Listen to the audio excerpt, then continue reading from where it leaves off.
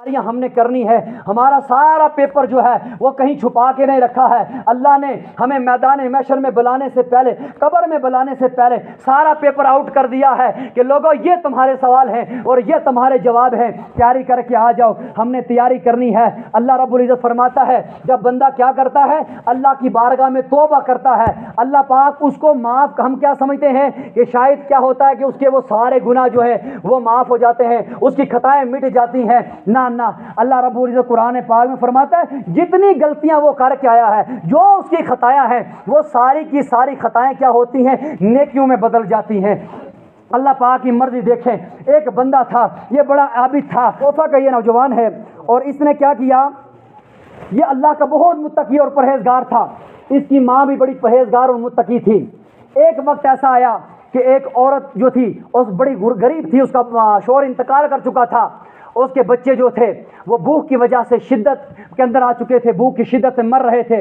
अब इसने क्या किया, ये सवाल करते करते, मांगते मांगते इस जवान के दरवाजे पर जा पहुंची, तो इसे कहने लगी कि खुदा का वास्ता आप मेरी मदद करें। कहा क्या चाहती हो?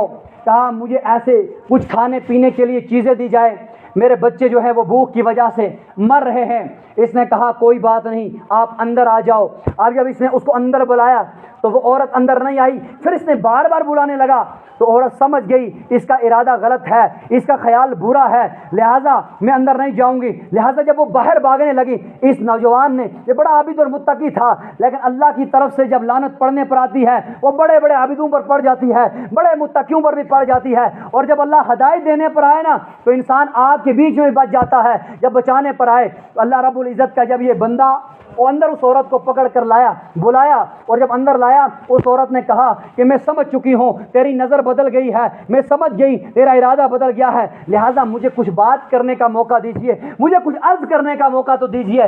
इसने कहा बोल, क्या बोलना चाहती है, बोल तेरे क्या अल्फाज हैं, तो क्या मुझे सुनाना चाहती है। इस औरत ने जो अल्फाज कहे वो इतने सुनहरे अल्फाज हैं, अगर समझ में आ जाएं तो ज़िंदगी बदल जाती है। इस औरत ने कहा ओ खुदा के बंदे, तुझे याद नहीं है तेरी तरह कितने लोग कब्रिस्तानों में चले गए हैं, तुझे याद नहीं है तेरी तरह कई जवानों के जनाजे उठते हैं, तुझे याद नहीं है कि कैसे कफन पिराया जाता है, कैसे गुस्ल दिया जाता है, क्या तुझे इस चीज़ का खौफ नहीं है? तू मुझे दरवाजे से अंदर ला रहा है और तू सोचता है यहाँ कोई नहीं देख रहा है, तुझे ये पता नहीं है कि तेरा रब देख रहा है, वो खिड़कियां बंद नहीं है, उसको कोई देखने से रोक नहीं सकता है। लिहाजा जब इस औरत ने ये अल्फाज कहने थे, इस अल्लाह के बंदे पर असर गुजर गया। ये मुत्तकी था, पहले से भी परहेजगार था, लेकिन जब इसने ये औरत ने ये अल्फाज कहे, इसकी ज़बान और इसके अल्फाजों में अल्लाह ने ये असर डाला कि इस नौजवान को खौफ तारी हो गया, ये डर गया। इसने कहा अल्लाह अकबर, अब मुझसे खता हो गई कि मेरी नज़र बदल गई, ये मुझसे गलती हो गई, लिहाजा आपने मुझे समझा दिया, आपने मेरी इस्लाह कर दी गलती की, लिहाजा आओ क्या चाहिए, जितना भी खाना चाहिए ले जा। इसने इस औरत को खाना दिया, लेकिन एक वादा करवाया। कहा वादा ये है कि जब तू खाना लेकर घर जाएगी और बच्चों के सामने खाना रखेगी, तब तक खाना नहीं खाना जब तक मेरे लिए दुआ ना करेगी।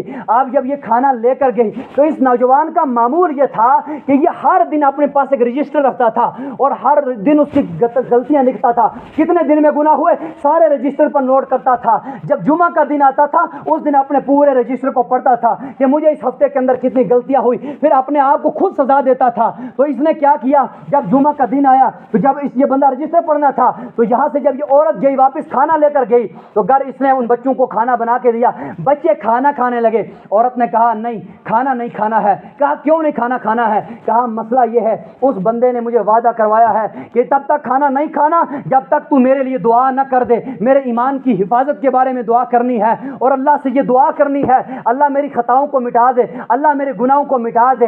अब जब औरत ने उन बच्चों से कहा कि पहले ये दुआ करो, इसके बारे में फिर खाना खाओ, उन बच्चों ने दुआ की तो अल्लाह पाक की बारगाह में उन बच्चों की दुआ जो है वो कबूल हो जाती है।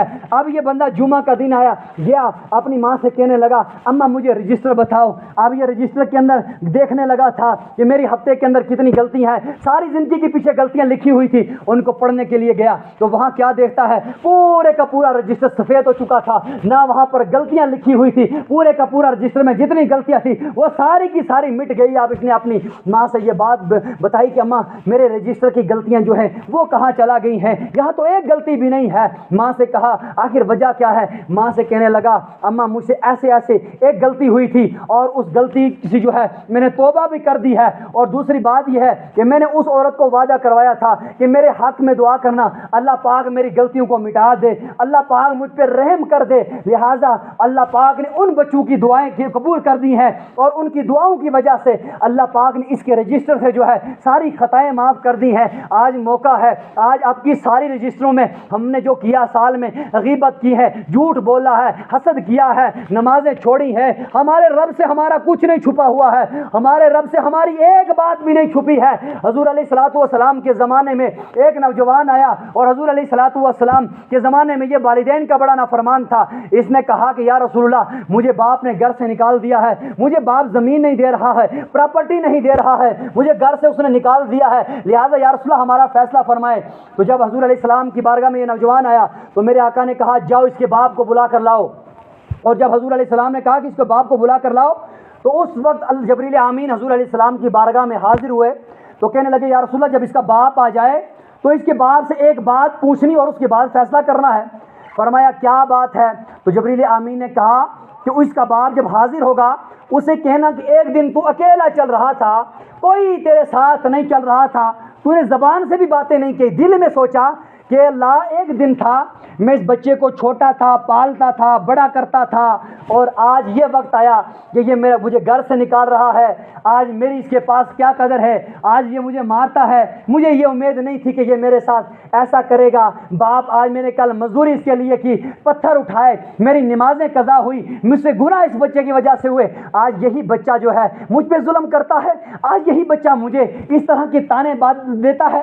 تو حضور علیہ الصلوۃ والسلام کی بات جب وہ بندہ آیا, اس کا باپ بلایا گیا, حضور علیہ السلام نے کہا کہ پہلے آپ وہ باتیں بتاؤ جو بات نہ آپ نے زبان سے کی ہے نہ آپ نے کسی کو سنائی, دل میں سوچی ہیں, آپ ایک دن اکیلے چل رہے, وہ کیا بات تھی؟ تو اس کے باپ نے ساری کی ساری چیزیں جو ہے حضور کے سامنے کھول کے بتا دی. تو حضور علیہ السلام نے فرمایا کہ میرے صحابہ سن لو, اللہ تعالیٰ نے اس بندے کی وہ بات بھی سن لی جو اس کے دل کے اندر تھی, اور وہ جو اس نے زبان سے نہ کہی وہ بھی اللہ نے سن لی, اور اللہ ہماری دلوں کی باتیں بھی سنتا ہے. اللہ ہماری زبان کی ضرورت نہیں ہے کہ ہم لوگوں کو گالیاں دیں گے پھر اللہ سن لے گا, ہم ماں باپ کو گالیاں دیں پھر سن لے گا, ہم پڑوسیوں کو گالیاں دیں پھر سنے گا. ہم دل میں جو سوچتے ہیں اللہ وہ بھی جانتا ہے. آج اللہ ہمارا سب کچھ جان چکا ہے, ہمارا سارا نامہ اعمال اللہ کی بارگاہ میں جانے والا ہے. ہم کون سا چہرہ لے کر اللہ کے سامنے جائیں گے؟ کیا فیصلہ ہم اللہ سے مانگتے ہیں؟ اللہ تو ہمیں یہ دینا, اللہ تو ہمیں وہ دینا, ہمارے عمر دینا, ہمیں فلانی چیز دینا. ہم کون سا منہ لے کر اللہ کی بارگاہ میں جائیں؟ اگر اللہ رب العزت کی بارگاہ سے اعلان ہو جائے ان بندوں کو پوچھو ہاتھ تو پھیلاتے ہو مگر عمل کیا کیا ہے؟ ہاتھ پھیلاتے ہو, مشعل میں کتنی دیر آئے ہیں, کتنی بیٹھے ہیں, تو ہمارے پاس کوئی جواب نہیں ہے. لیکن اللہ پہ قربان جاؤں, اللہ پہ قربان جاؤں, یہ میرے رب کی رحمت کا کرم ہے کہ وہ اپنے گناہوں, بندوں کے گناہوں کو نہیں دیکھتا ہے. اس کی رحمت ہے, اس کا فضل ہے, وہ بندے کے اپنے فضل کے مطابق جو ہے وہ فیصلہ کرتا ہے. حضور علیہ الصلوۃ والسلام کو ایک انصاری کا جنازہ, ایک انصاری کا نزا کا وقت ہوا, آخری وقت تھا. تو ایک بندوں لوگوں نے صحابہ کرام نے حضور کے پاس شکایت کی, یا رسول اللہ ایک بندہ مر رہا ہے, انصاری ہے, صحابی ہے, آقا آپ تشریف لے کر ان کے پاس چلے. تو حضور علیہ السلام نے کہا ٹھیک ہے آؤ چلتے ہیں ان کے پاس. حضور علیہ السلام جب ان کے پاس گئے تو اس کا آخری نزا والا وقت چل رہا تھا. آپ وہ بات نہیں کر رہا تھا, بول نہیں رہا تھا. اس نے کیا کیا, اپنی دونوں آنکھوں اٹھا کر آسمان کی طرف دیکھا. اور کیوں دیکھا؟ اب وہ زبان سے توبہ نہیں کر سکتا تھا کیونکہ زبان تو اس کی چل نہیں رہی تھی, زبان بیٹھ چکی تھی. اور جب وہ تو آسمان کی طرف دیکھ کر آنکھ کھول کے توبہ کر رہا تھا, اتنے میں جبریل امین حضور علیہ السلام کی بارگاہ میں آئے اور فرماتے ہیں میرے آقا اس کی توبہ اللہ کی بارگاہ میں اتنی قبول ہو چکی ہے, اتنی قبول ہو چکی ہے کہ رب کہہ رہا ہے اور فرشتوں دیکھو تو صحیح ذرا, دیکھو تو صحیح ذرا, یہ بندہ میرا جو ہے اس وقت اس کی زبان بھی کام نہیں کر رہی ہے, اس وقت یہ بول بھی بھی نہیں رہا ہے, بیٹھ بھی نہیں سکتا ہے, لیکن اس وقت بھی اس کو میرا خیال آ رہا ہے. لہٰذا اگر اس بندے کے جو ہے اگر گناہ اتنے ہوتے کہ سارے پہاڑ اور سارے زمین کے دریا کے سمندروں کے قطرے سب کچھ جتنا بھی ہے اگر ان سے زیادہ ہوتے تو بھی میں آج اسے معاف کر دیتا, تو بھی میں اسے بخش دیتا. اس لیے اپنی زندگی کو اس طرح سے شریعت کے اندر ڈالو تاکہ کچھ نہیں تو مرتے وقت کلمہ نصیب ہو جائے, کچھ نہیں تو مرتے وقت توبہ نصیب ہو جائے. یہ وہ وقت ہے, اس وقت کے اندر ہم جب آج شعبان کی رات کے اندر آئے ہیں, میں نے پیچھے جمعہ کے اندر بھی توبہ کے اندر یہ عرض کر چکا ہوں کہ شعبان میں آنے سے پہلے پہلے ان باتوں کا خیال رکھنا. جو پڑوسیوں کو ناراض کر کے آیا پوری رات بیٹھ کر سن کے چلے جائے کوئی فائدہ نہیں ہے. جو والدین کو ناراض کر کے آیا ہے پوری رات بیٹھے تو کوئی مسئلہ نہیں ہے. جو شرابی ہے اگر اس نیت سے آیا ہے آج بیٹھوں گا کل پیوں گا تو پوری رات بیٹھ جا, کوئی فائدہ نہیں ہے. یہاں آنے کا فائدہ یہ ہے اگر آپ والدین کو راضی کر کے آئے ہیں تو اچھی بات ہے, اگر ابھی بھی ناراض کر کے آئے ہیں تو ابھی جا کر اپنے والدین کے قدم پکڑو, اپنے والدین کے قدم چومو, ان سے توبہ کرو, ان سے معافی مانگو, ہم سے خطا ہو گئی ہے ہمیں معاف کر دو. وہ معاف کریں گے. اللہ نے جو والدین کے ہاتھ میں جو سنگت دی ہے, والدین کو ماں باپ کو جو رتبہ دیا ہے, خدا کی قسم وہ دنیا میں کسی کو نہیں ہے. حضرت سلیمان علیہ السلام کو اللہ پاک نے ہوا پر طاقت دی تھی, جہاں چاہے تخت لے کر جاتے تھے. اور یہ کیا کرتے تھے جب آسمانوں میں اڑتے تھے زمین پر کوئی نئی چیز دیکھتے تھے, عجیب چیز دیکھتے تھے جو پہلے سے نہ دیکھی ہو, یہ وہاں پر تخت بٹھا کر ایک دم جو ہے تخت بٹھا دیتے تھے. ایک مرتبہ حضرت سلیمان ہوا پر تھے اور تخت چل رہا تھا, انہوں نے زمین پر دیکھا, وہاں پر زمین کے بیچ میں سے ایک نہر نکلتی ہے, بڑی سفید نہر ہے, بڑا اچھا سمندر پانی کا دریا نکلتا ہے. ایک دم حضرت سلیمان علیہ السلام نے ہوا کو کہا مجھے فوراً زمین پر اتار دو, فوراً زمین پہ اتار دو. جب حضرت سلیمان علیہ السلام کو اللہ رب العزت کے حکم سے ہوا نے جب زمین پر اتارا, حضرت سلیمان علیہ السلام اس نہر کی طرف گئے. اور جب اس نہر کی طرف گئے دیکھا ایک نہر ایسی عجیب جگہ سے چل رہی تھی کہ وہاں پر کوئی پانی کے چانسز ہی نہیں بنتے تھے, وہاں کوئی سورس ہی پانی کے نہیں تھے. اس وقت اللہ نے رب العزت کے پیغمبر حضرت موسیٰ حضرت سلیمان علیہ السلام نے اپنے جنات سے کہا تم میں سے کوئی اتنی طاقت رکھتا ہے کہ اس نہر کے اندر جائے, جا کر دیکھے ذرا یہ نہر کہاں سے نکلتی ہے. وہ سارے کے سارے جن کہنے لگے اے سلیمان علیہ السلام ہم طاقت ہمارے اندر اتنی نہیں ہے کہ ہم اس پانی کے اندر جا پائیں گے. اس وقت ان کے پاس ایک ان کا ولی, ان کا صحابی تھا حضرت سلیمان علیہ السلام کا, بڑا عالم بھی تھا اور بڑا متقی پرہیزگار تھا, اس کی بہت بڑی کرامتی تھی. تخت بلقیس بھی انہوں نے ہی لایا تھا. انہوں نے کہا کہ سلیمان علیہ السلام سے کہا اے میرے پیغمبر, اے میرے نبی, اگر آپ اجازت دے دیتے ہیں تو یہ طاقت میں رکھتا ہوں, اس سمندر کے اندر جانے کی, اس دریا کے اندر جاننے کی طاقت میں رکھتا ہوں. انہوں نے کہا جا ذرا اس کے اندر دیکھ یہ کہاں سے آ رہی ہے. اب جب یہ اس کا جو صحابی تھا یہ جب اس کے اندر جب گیا نا دیکھنے لگا تو اس نے دیکھا اس کے اندر ایک سفید قسم کا محل ہے, بڑا موتیوں کا بنا ہوا, بڑا خوبصورت محل دیکھا. دیکھ کر باہر آیا اور کہنے لگا اے سلیمان علیہ السلام یہ نہر کوئی زمین سے نہیں چل رہی ہے, یہ نہر کہیں پہاڑ سے نہیں آ رہی ہے, یہ ایک بڑا ہی خوبصورت موتیوں کا بنا ہوا مکان ہے, اس مکان کے اندر سے یہ نہر جاری ہے. اللہ اکبر. حضرت سلیمان علیہ السلام اور تڑپ اٹھے اور خوش ہو گئے کہ ذرا دیکھا جائے یہ محل کون ہے. حضرت سلیمان علیہ السلام نے کہا میں جانتا ہوں یہ جن اس کو نہیں نکال پائیں گے, تو اللہ کا ولی ہے, میرا صحابی ہے, تجھے اللہ نے کمال بخشا ہے, اللہ نے طاقت بخشی ہے, اللہ نے تیرے اندر سارے جذبات رکھے ہیں, لہذا جا. اب اگر یہ جن تیرے علاوہ پانی میں جائیں گے یہ ڈوب جائیں گے, یہ غرق ہو جائیں گے. اب ان جنات کو اپنے ساتھ لے کر جا, کیونکہ یہ ہوتا ہے کہ جب ولی کے اندر انسان آتا ہے تو ساری چیزوں کو ولی اپنا مرشد جو ہے اپنے جو ہے مریض کی ساری چیزوں کو سمیٹ لیتا ہے. اب یہ مرشد کے اعتبار سے جنوں کو ساتھ لے کر اس دریا کے اندر داخل ہوا. جب اس سمندر کے اندر داخل ہوا حضرت سلیمان علیہ السلام نے کہا جاؤ یہ موتیوں کا محل نکال کر لے کر آ جاؤ. یہ موتیوں کا محل نکالنے کے لیے سلیمان علیہ السلام کا وہ صحابی ان جنات کو اندر لے کر گیا تو سلیمان علیہ السلام کو صحابی نے اس محل کو کھینچ کر جنات کے ساتھ لے کر باہر آیا. تو سلیمان علیہ السلام کہتے ہیں کہ میں نے کبھی ایسا محل نہ کبھی دیکھا تھا, نہ کبھی اس کے بارے میں سنا تھا, اتنا خوبصورت ہے, اتنا حسین و جمیل ہے. اللہ کی بارگاہ میں سلیمان علیہ السلام نے ہاتھ اٹھائے, اے میرے اللہ اب اس محل کا دروازہ کھول, ذرا میں اندر جانا چاہتا ہوں, میں دیکھنا چاہتا ہوں ذرا اس محل میں کیا ہے. اللہ اکبر. اللہ رب العزت کی بارگاہ میں حضرت سلیمان علیہ السلام کی دعا قبول ہو جاتی ہے. حضرت سلیمان علیہ السلام کے لیے محل کا دروازہ کھل گیا. اور جب دروازہ کھلا تو حضرت سلیمان علیہ السلام اندر جاتے ہیں, دیکھتے ہیں ایک بڑا حسین اور جمیل نوجوان ہے, مست ہے, عبادت کر رہا ہے, عبادت میں مشغول ہے. حضرت سلیمان علیہ السلام نے کہا, خدا کے بندے تو یہاں کب سے عبادت کر رہا ہے, کب سے اس محل کے اندر ہے, اور اس پانی کے نیچے کہاں سے آ گیا, یہ کیا سارا معجزہ کیا ہے, عجیب بات ہے. اس بندے نے کہا, آپ سلیمان علیہ السلام نے کہا, آپ کو یہاں کتنا عرصہ ہوا؟ اس نے کہا کہ میں حضرت ابراہیم علیہ السلام کے زمانے کے اندر ہوں. وہ جب حضرت سلیمان نے حساب لگایا تو وہ 400 سال بنتی ہے, یعنی 400 سال مجھے اس محل کے اندر ہو چکی ہیں. تو حضرت سلیمان علیہ السلام نے کہا, اللہ پاک نے آپ کو یہ رتبہ, یہ شان, یہ مرتبہ, یہ عزت اور یہ مقام کس وجہ سے دی ہے؟ کیا عمل آپ کے پاس تھا, کیا عبادت آپ کے پاس ہے؟ اللہ نے آپ کو اتنا متقی بنا دیا ہے, آپ کو اتنا بڑا حسین محل دے دیا ہے. اس محل کے اندر نہریں لگتی ہیں اور اس محل کے اندر بڑے بڑے باغات ہیں, بڑے بڑے پھل فروٹ والے پودے لگے ہیں. اور اس بندے نے کہا, او سلیمان علیہ السلام, میرے پاس کوئی عبادت نہیں تھی, کوئی نماز, کوئی روزہ, کوئی ایسا عمل میرے پاس نہیں تھا, لیکن میرا بوڑھا باپ تھا, میرا بزرگ باپ تھا, میں اس کی خدمت کرتا تھا. وہ مجھے اگر جوتے بھی سر میں مارتا تھا نا تو میں سر نیچے کر دیتا تھا, کچھ نہیں کہتا تھا, گالیاں دے مار جو چاہے کر لیتا تھا, میں اس کی خدمت کرتا رہتا تھا. جب آخری وقت آیا, اس کے سانس نکلنے کا وقت آیا, اس نے کہا, میرے اللہ, اب میں دنیا چھوڑ کے جا رہا ہوں, لہٰذا میں اپنے بچے سے خوش ہوں, میں اپنے بچے سے راضی ہوں, اور اے میرے اللہ, میں تیری بارگاہ میں دعا کرتا ہوں, میرے بچے کو عبادت کے لیے کوئی ایسی جگہ دے دے جہاں نہ ریاکاری ہو, نہ دکھلاوا ہو, نہ دنیا کی لالچ ہو, نہ دنیا کے محل و مکان ہو. اے میرے اللہ, میرے بندے کو کوئی ایسی پسندی جگہ کے اندر, ایسی خاص مقام کے اندر عبادت کا موقع دے دے. بس میں ایک مرتبہ, میرے باپ دنیا سے انتقال کر گئے تو میں یوں ٹہلتا ٹہلتا گھومتا آیا تو میں نے دیکھا اس دریا کے کنارے یہ محل بنا ہوا تھا.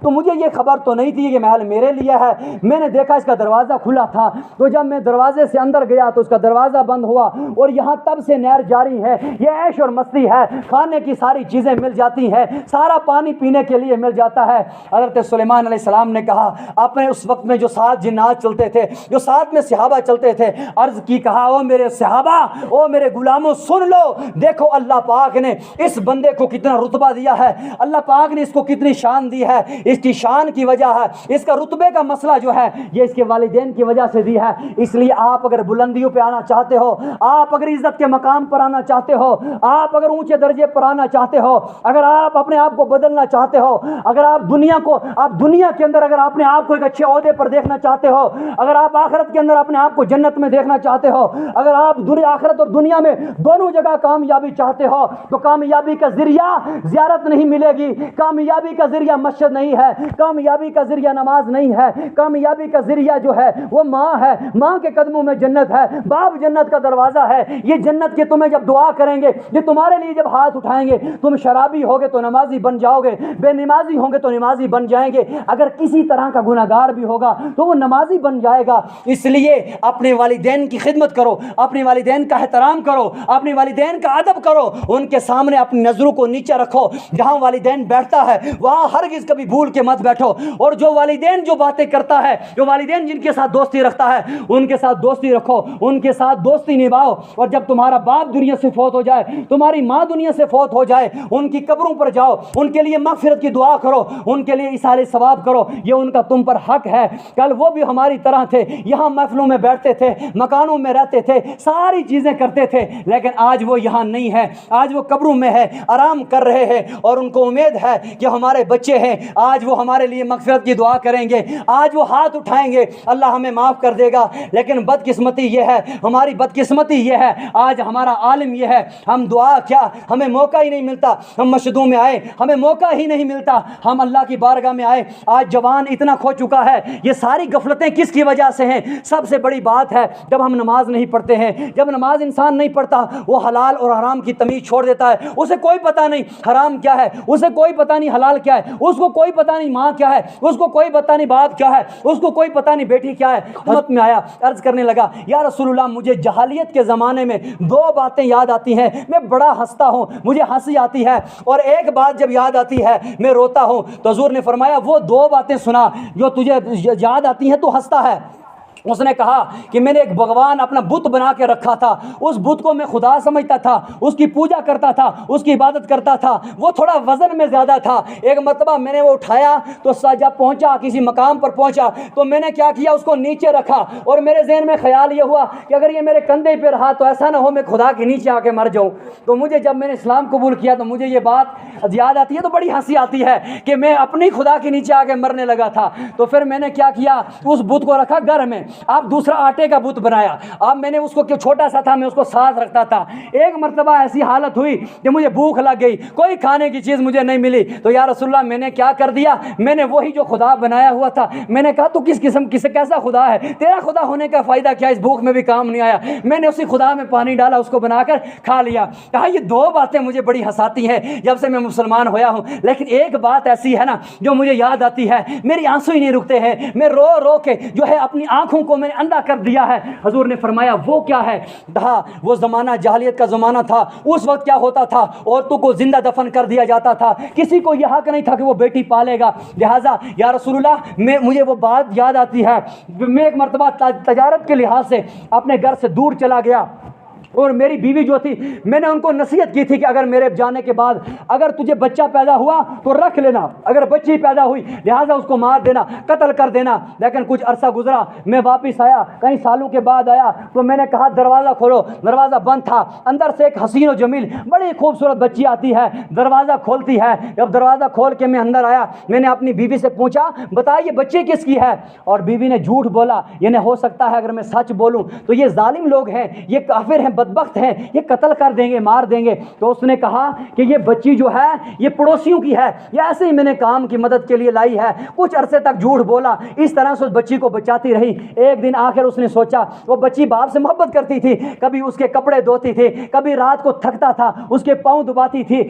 اس نے بیوی کو یقین ہو گیا کہ یہ قتل نہیں کرے گا، اس نے آ کر اس محبت کے جذبے میں بتا دیا۔ کہا میں تجھے بتاؤں، کہا کیا ہے، کہا اصل میں جب تو چلا گیا نا تو میں حاملہ تھی، تو میرے شکم سے بچی پیدا ہوئی ہے، یہ بچی ہماری ہے، کسی پڑوسی کی بچی نہیں ہے۔ اللہ اکبر! اس ظالم کو جب یہ بات سننی تھی اس کو آنکھوں میں خون آ گیا، اس نے کہا کہ کوئی بات نہیں، اس بچی کو قتل کر دیا جائے گا۔ اس نے کہا نہیں نہیں ایسا نہ کیا جائے۔ کچھ عرصہ گزرتا ہے، ایک دن آیا، اس نے کہا اس بچی کو نہلاؤ، اس کو کپڑے پہناؤ، اس کو غسل دو اور اس کو تیار کرو۔ ماں نے کہا کہاں لے کر جانا ہے، کہا اس کو شادی میں لے کے جانا ہے، اس کو ہم نے وہاں شادی میں لے کے جانا ہے۔ اب بیوی سمجھ گئی تھی کہ شاید یہ بدبخت اس کو قتل کر دے گا، یہ مار دے گا اس کو۔ اس نے یہی بات اب وہ بچی کے سامنے بول نہیں پائی، اس نے اتنی ساری اشارتاً کہا کہ لہٰذا اللہ کی امانت میں کبھی خیانت نہ کرنا۔ تو جب یہ بات کہی، بچی کو عطر لگائے، کپڑے لگائے، سجایا، اس نوجوان نے، اس بدبخت نے کیا کیا، اب اس بچی کو ساتھ لیا، لے کر ایک وادی کے اندر گیا،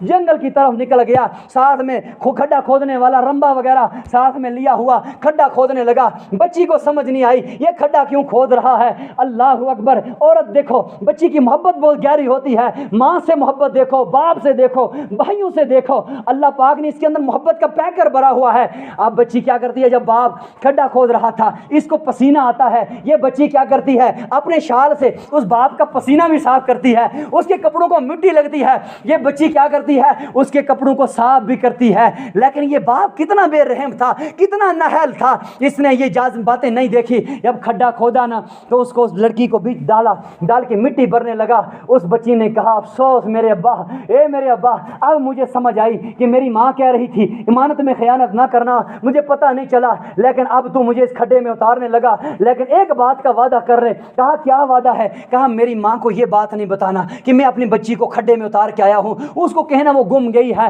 یا کوئی اور بہانہ بنانا، میری ماں تڑفے گی، اس کو یہ بات نہیں بتانا۔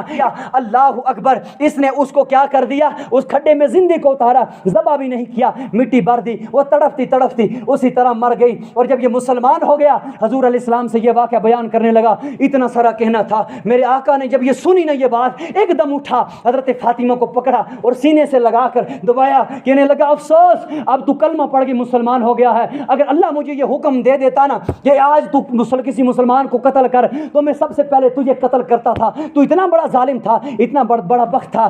آج وہی کب 1450 سال پہلا زمانہ تھا, حضور سے پہلا یہ حال ہوتا تھا. اب جب لوگوں نے گمراہی اختیار کی, اب لوگوں نے فیشن کو جب ترجیح دی, اب لوگوں نے نماز جب چھوڑنے شروع کر دی, آج ہمارے سماج کے اندر جب ان لوگوں کو جو اسکول کے اندر جاتے ہیں ان کو جب اہمیت دینے لگی, تو آج وہی 1450 سال کا زمانہ لوٹ کر آیا ہے پاکستان کی سرزمین کے اندر. ابھی کچھ دن پہلے ایک بچی کو 7 دن کی بچی تھی اور اس جوان نے اس کو فائر مار کے قتل کر دیا. کہا یہ بچی کیوں ہوئی, بچہ ہونا چاہیے تھا. 1450 سال پہلے ہمارے حضور نے جو بات جن چیزوں کو ختم کیا تھا, آج وہ چیزیں ہمارے اندر آئی ہیں. یہ ساری چیزیں ہمارے اندر کیوں آئی ہیں؟ ہم گمراہ ہو رہے ہیں, ہم اسلام سے دور ہو رہے ہیں, ہمارے اندر جو ہے اسلام کا جذبہ ختم ہوا ہے, ہمارے اندر سے اللہ کا خوف ہی ختم ہو چکا ہے. اس لیے اپنی زندگی کو اللہ کی اطاعت کے اندر ڈالو. جس انسان کے اندر اللہ کا خوف نہیں ہے, جس انسان کے اندر اللہ کی اطاعت کا جذبہ نہیں ہے, جس انسان کے اندر اللہ کی وفاداری کا جذبہ نہیں ہے, وہ تو کیسا ہے, جانوروں سے بدتر ہے. امام غزالی التدبیر التدہیر کتاب کے اندر امام غزالی رحمۃ اللہ تعالی علیہ فرماتے ہیں کہ جب یہ جانور اکٹھے ہوئے, خنزیر ہوا, کتا ہوا, یہ سارے جانور جمع ہوئے, ان کے اندر آپس میں بحث مباحثہ ہوا. انہوں نے کہا, ایک نے کہا کہ اللہ کا فضل ہے میں کتا ہوں, فلانا جانور نہیں ہوں. کتے نے کہا میرے پر بھی اللہ کا فضل ہے, میں کتا تو ہوں لیکن خنزیر نہیں ہوں. جب خنزیر کا مسئلہ آیا, خنزیر نے کہا اللہ کا کرم ہے میں خنزیر ہوں مگر بے نمازی نہیں ہوں. یعنی اندازہ لگاؤ, بے نمازی سے خنزیر بھی پناہ مانگتا ہے, بے نمازی سے خنزیر بھی جو ہے توبہ کرتا ہے. اس لیے ہم جو ہے اپنے آپ کو جو ہے اس طرح سے گناہوں کی غفلت کے اندر ڈالے ہیں. کوئی خوف خدا نہیں ہے ہمارے اندر, ہم نے خدا کا خوف بلا دیا ہے. اللہ کی محبت دیکھو, اتنی نافرمانی کی حد ہے, اتنا نافرمان ہونے کے بعد بھی ہمارا رب ہم سے کتنی محبت کرتا ہے. جب توبہ کرو تب اللہ کہتا ہے او بس میں نے تو توبہ کر میں معاف کروں گا, لیکن شرط یہ ہے توبہ ایسی کرنا پھر گناہ نہیں کرنا. حضور علیہ السلام فرماتے ہیں میدان محشر برپا ہوگا, ترازو لگے گا, اللہ تعالیٰ ایک بندے کے نام عمل تولے گا, وزن کرے گا, وزن کرنے کے بعد ڈیسائیڈ ہو جائے گا جہنم میں پھینک دیا جائے. فرشتے اس کو اس سائیڈ بھی پکڑیں گے, اس سائیڈ سے بھی پکڑیں گے, جہنم کی طرف لے کر جائیں گے. تو جب جہنم کی طرف لے کر جائیں گے وہ بندہ کیا کرے گا, ادھر دیکھتا ہے, کبھی ادھر دیکھتا ہے, کبھی ادھر دیکھتا ہے, ادھر ادھر دیکھتا ہے. اللہ رب العزت فرمائے گا میرے بندے اب جہنم کا اعلان بھی ہوا ہے, اب جہنم میں جانا بھی ہے, اب جہنم میں داخل بھی ہونا ہے, تیرا اعلان ہوا, اب کیا ادھر ادھر دیکھتا ہے. یہ کہتا ہے میرے اللہ میں نے ساری زندگی گناہ تو کیے ہیں مگر میں نے تیری ذات پر یقین رکھا تھا, میں نے تیری ذات پر بھروسہ رکھا تھا کہ شاید میرا رب مجھے معاف کر دے گا, میرا رب مجھے بخش دے گا. اے اللہ مجھے امید تھی اور ابھی بھی مجھے امید ہے, جہنم میں مجھے بھیجا جا رہا ہے, جہنم کا مجھے سنایا گیا ہے, جہنمی فرشتوں نے مجھے پکڑ لیا ہے, لیکن میرے اللہ مجھے اس کا ابھی بھی بھروسہ ہے کہ مجھے ابھی بھی بھروسہ ہے کہ مجھے میرا رب بخش دے گا. تو رب کریم فرمائے گا میرے بندے اگر تیرا بھروسہ اتنا تکڑا ہے, اگر تیرا ایمان اتنا کامل ہے, اگر تیرا یقین اتنا کامل ہے تو فرشتوں اس میرے بندے کو چھوڑ دو, اس میرے بندے کو معاف کر دیا, میں نے اس کو جنت میں داخل کر دیا ہے. اللہ یہ نہیں چاہتا ہے ہم جہنم میں جائیں, اللہ یہ نہیں چاہتا ہم عذاب سے ہیں, اللہ ہمیں نہیں چاہتا ہم قبر میں سانپ اور بچھو میں رہیں. میرا رب تو اس وقت بھی چاہتا ہے کہ یہ بندہ بچ جائے جہنم سے جب کوئی سورس نہ ہمارے پاس ہو, میدان محشر برپا ہوا, کوئی عمل نہیں ہو, اس وقت بھی رب چاہتا ہے کس طرح اس بندے کو بچاؤں جہنم کی آگ سے. لیکن ہمیں انتہا کر دی ہے, ہم نے ساری حدیں پار کر دی ہیں, ہم نے شرم کی حدیں توڑ دی ہیں. ہمیں اذان دو, ہمیں بلاؤ, ہم نہیں آتے ہیں. ہمارے گھروں میں جاؤ نماز کے لیے کہو, ہم نہیں آتے ہیں. یہ ساری حدیں جو ہے ہم نے پار کر دی ہیں. اس لیے آج ہمارا یہ حال ہے, ہم کس کے قول پر چلتے ہیں, ہمارے دعوے بڑے بڑے ہیں, امتی کس کی ہے, حضور علیہ السلام کے ہیں. یہ ہمارا امام کون ہے, امام اعظم ابو حنیفہ ہے. حضور کی زندگی پڑھو, حضور کی زندگی کیا ہے یہ پتہ ہمیں نہیں ہے, یہ خبر ہمیں نہیں ہے. فاروق اعظم ہے, ایک مرتبہ حضور علیہ السلام کی بارگاہ میں صبح آئے, ابھی نماز فجر کا وقت گیا تھا, حضور علیہ السلام کی بارگاہ میں فاروق اعظم آئے. حضور علیہ السلام کی پیٹھ مبارک پر نشانے پڑے ہوئے تھے. میرے آقا صلی اللہ علیہ وسلم سے فاروق اعظم نے پوچھا یا رسول اللہ آپ کائنات کے نبی ہیں, ساری زمین اور آسمان کے بادشاہ ہیں, 7 آسمان اور 7 زمین جو ہے وہ تمہارے قدموں کی خاک ہے. میرے آقا آپ نے اس حالت میں ان ساری چیزوں کے ہونے کے باوجود یا رسول اللہ آپ کا بستر ہے یہ ہے, ایک چٹائی پر سوتے ہو اور اس چٹائی نے جو ہے آپ کے کندھے مبارک پر, آپ کی پیٹھ مبارک پر نشانے پڑ گئے ہیں۔ میرے آقا صلی اللہ علیہ وسلم اگر آپ چاہیں تو میں آپ کو بستر لگا کے دیتا ہوں۔ میرے آقا نے فرمایا او میرے صحابی، میں دنیا میں بستر پر سونے کے لیے نہیں آیا ہوں، میں دنیا پر عیش و عشرت گزارنے کے لیے نہیں آیا ہوں، لہٰذا مجھے یہی چٹائی منظور ہے جس نبی کا ہم کلمہ پڑھتے ہیں۔ وہ چٹائی پر سو کر زندگی گزار کے گئے ہیں، انہوں نے کوئی پکے مکان نہیں بنائے ہیں، ان کی کوئی جائیداد نہیں تھی، 3 دن بھوکے رہے ہیں اور پیاسے رہے ہیں، پیاسے رہ کر اللہ کی عبادت کی ہے۔ اللہ کی بارگاہ میں ان کا خوف خدا یہ ہوتا تھا، حضور علیہ السلام کی بارگاہ میں جبریل امین آئے، کہنے لگے یا رسول اللہ صلی اللہ تعالی علیہ وسلم آپ کو ایک بات نہ بتاؤں؟ میرے آقا نے فرمایا کیا بات ہے؟ کہا یا رسول اللہ جہنم اتنی ہولناک ہے، اتنی گہری ہے کہ اللہ اکبر، اگر جہنم کا ایک تنکا بھی اس زمین پر ڈال دیا جائے، ساتوں زمین ساتوں آسمان جل کے ہلاک ہو جائیں گے۔ میرے آقا نے فرمایا یا جبریل امین اور کیا ہے؟ فرمایا جو جہنمی لوگوں کو جہنم کے اندر قمیض پہنائی جائے گی،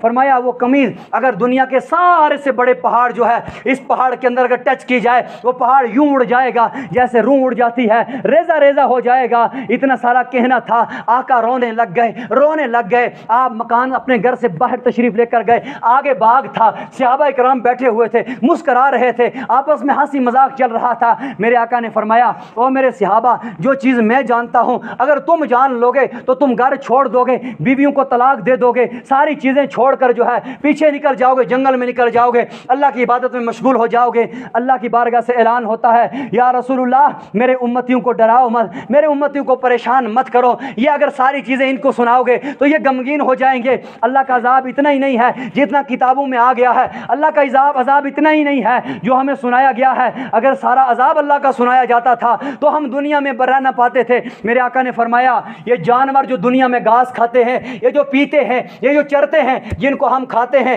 بیڑ ہو، بکری ہو، بھینس ہو، گائے ہو، کوئی بھی جانور ہو جن کا گوشت ہم کھاتے ہیں، میرے آقا نے فرمایا اللہ پاک نے ان کی آنکھوں سے چھپا کے رکھا ہے قبر کا عذاب، قیامت کا عذاب۔ اگر کسی جانور کو یہ پتہ چل جائے کہ قبر میں عذاب کیا ہوتا ہے، اگر کوئی جانور یہ دیکھ لے محشر میں کیا ہوتا ہے، فرمایا کوئی جانور انسانوں کو نہیں ملے گا کھانے کے لیے، سارے کے سارے جانور خوف کی وجہ سے سوکھ جائیں گے اور سارے کے سارے جانور جو ہے مر جائیں گے۔ اس لیے اللہ پاک نے ان کی آنکھوں سے یہ عذاب چھپایا ہے تاکہ میرے بندوں کو کھانے کے لیے مال میسر ہو، ہماری خوراک کے لیے یہ ساری چیزیں اللہ نے رکھی ہے۔ لیکن آج ہم گمراہ ہیں، ہم خدا کو بھول گئے ہیں، اللہ کے نبی کو بھول گئے ہیں۔ اللہ کے نبی کے پاس جبریل امین آئے، کہنے لگے یا رسول اللہ ایک بات نہ بتاؤں؟ میرے آقا نے فرمایا یہ جبریل کیا بات ہے؟ کہا میں نے آدم علیہ السلام کی امت کو جو ہے جہنم میں دیکھا۔ تو میرے آقا نے فرمایا اور کیا ہے؟ فرمایا میں نے ساری امتوں کا بتایا، کسی موسیٰ علیہ السلام کی ہو،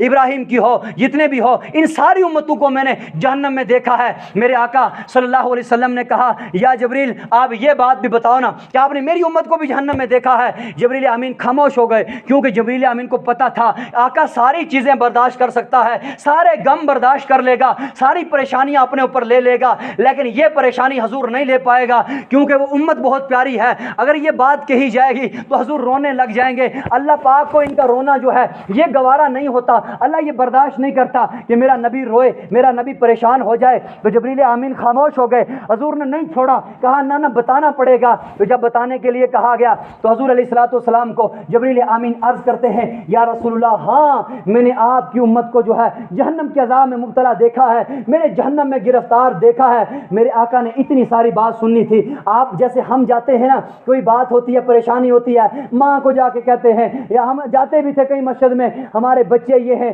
ہم کہیں اگر اسلام سیکھنے کے لیے جاتے ہیں، ہمارے بیویوں کا کیا ہوگا، ہمارا گھر کون چلائے گا، ہمارا مال کا کیا ہوگا، ہم یہ ساری چیزیں کرتے ہیں۔ میرے حضور کے سب سے لاڈلے پیارے حسن اور حسین تھے، فاطمہ تو زہرا سب سے پیاری بیٹی تھی۔ حضور نہیں آئے گھر کہ میں جاتا ہوں فاطمہ سے کہتا ہوں میں جنگل میں جا رہا ہوں، میں جاتا ہوں حسن اور حسین کو سنا کے جاتا ہوں، نہیں، میرے آقا جہاں پر سنا کہ امت جو ہے جہنم کے اندر ہے، آقا نے ادھر سے سفر اختیار کر لیا، ایک جنگل کی طرف چلے گئے، جا کے رونے لگ گئے۔ صحابہ اکرام کو کوئی پتہ نہیں حضور کہاں ہے، ایک دن بھی ڈھونڈا نہیں ملا، دوسرا دن بھی ڈھونڈا نہیں ملا، تیسرا دن بھی ڈھونڈا، 5 دن گزر گئے جب حضور علیہ السلام نہیں ملے۔ ایک جنگل میں گئے، وہاں بکری چرانے والا کوئی جوان تھا، اسے کہنے لگے آپ نے ہمارے نبی کو دیکھا دیکھا کہ آپ نے حضور دیکھا یہاں پر ہیں؟ تو اس نے کہا میں کسی نبی کو نہیں جانتا، میں کسی حضور کو نہیں جانتا، لیکن تمہیں خدا کا واسطہ ہے، یہاں ایک بندہ ہے وہ درخت کی سوراخ میں ہے، وہ رو رہا ہے، اور جب سے وہ رو رہا ہے ہماری بکریوں نے کھانا پینا چرنا سب چھوڑ دیا ہے، لہٰذا خدا کا واسطہ ہے جاؤ اس کسی کو اٹھاؤ یہاں سے لے کر جاؤ۔ صحابہ سمجھ گئے کہ یہ رونے والا کوئی اور نہیں ہے، یہ سرکار ہی ہو سکتے ہیں، یہ ہمارا نبی ہی ہو سکتا ہے۔ صحابہ اکرام گئے تو دیکھا حضور غار کے اندر اس سوراخ کے اندر سجدے میں پڑے ہیں، رو رہے ہیں، اتنے آنسو ہیں کہ غار کے سامنے سے باہر آنسو آ رہے ہیں۔ حضور سے کہا، اور صدیق اکبر نے کہا آقا آپ نے سر اٹھاؤ، اے یا رسول اللہ کیا وجہ ہے، کیوں پریشان ہو، کیوں روتے ہو؟ نہ حضور نے سر اٹھایا، نہ کوئی جواب دی، نہ کوئی بات کہی، خاموش سجدے کے اندر پڑے رہے۔ اب صحابہ نے مشورہ کیا کہ حضور علیہ السلام کو سب سے زیادہ پیاری جو ہیں وہ فاطمۃ الزہرا ہیں، لہٰذا اگر اٹھایا بھی سر تو ان کے کہنے پر اٹھائیں گے ورنہ یہ سر نہیں اٹھائیں گے۔ آؤ فاطمہ کو بلا کر لاتے ہیں، کہتے ہیں کہ ہمیں آپ کے جو ہے والد مل چکے ہیں، آپ کے ابا جان مل چکے ہیں، لیکن وہ بات نہیں کر رہے ہیں، وہ سر نہیں اٹھا رہے ہیں، آؤ ان کو بلاؤ، ان کو سر اٹھاؤ۔ جب آپ واپس آئے، صحابہ اکرام واپس آئے، حضور علیہ السلام کی بیٹی فاطمہ کے پاس آئے، کہنے لگے فاطمۃ الزہرا حضور علیہ السلام تو مل گئے ہیں، لیکن بات یہ ہے کہ حضور علیہ السلام نہ بات کر رہے ہیں، نہ ہمارے سے گفتگو کی ہے، نہ سجدے سے سر اٹھایا ہے، آؤ آقا سے پوچھو معاملہ کیا ہے۔ تو آقا دو عالم صلی اللہ علیہ وسلم کی فاطمۃ الزہرا پیاری بیٹی جب آئی غار کے سامنے کھڑی ہوئی تو کہنے لگی ابا جان قربان جو تیری ذات پر، اے ابا کیوں اتنے غمگین ہو، کیوں روتے ہو، کیوں پریشان ہو، کیوں سجدے کے اندر ہو؟ فرمایا اے میرے ابا بتاؤ نا معاملہ کیا ہے۔ حضرت حضور علیہ السلام نے سجدے سے سر نہیں اٹھایا بلکہ سجدے سے ہی کہا او میری بیٹی فاطمہ جبریل یہ خبر دے کر گیا ہے کہ یا رسول اللہ آپ کی امت گناہ گار ہے، آپ کی امت جو ہے وہ خطا گار ہے، وہ گناہوں میں ڈوب چکی ہے، لہٰذا میں تب تک جو ہے سجدے سے سر نہیں اٹھاؤں گا جب تک اللہ پاک مجھ سے یہ وعدہ نہ کر دے کہ میں نے آپ کی امت کو معاف کر دیا ہے۔ یہ اتنی ساری بات کہنی تھی۔ اب جن کے باپ عظمت والے ہوتے ہیں ان کی بیٹی بھی کوئی کم نہیں ہوتی ہے،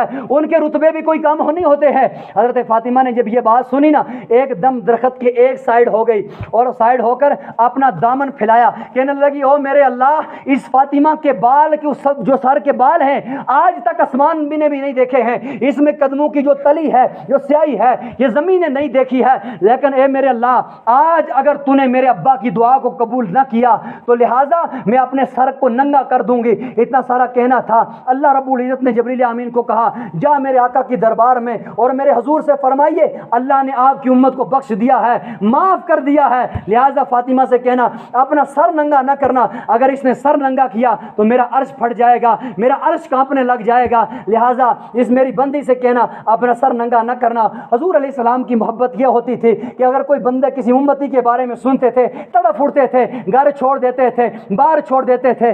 آج امتی کی محبت یہ ہے، حضور جیسی داڑھی نہیں ہے، داڑیاں کاٹ کے چہرہ مست رکھا ہے، محبت حضور سے ہے، نماز ایک بھی نہیں ہے، محبت حضور سے ہے، سجدہ ایک بھی نہیں ہے، محبت حضور سے ہے، دوستی غیروں سے ہے، محبت حضور سے ہے، دعویٰ حضور کا ہے، کام اوروں کا ہے، اٹھنا اوروں کا ساتھ حضور کا دعویٰ رہا ہے۔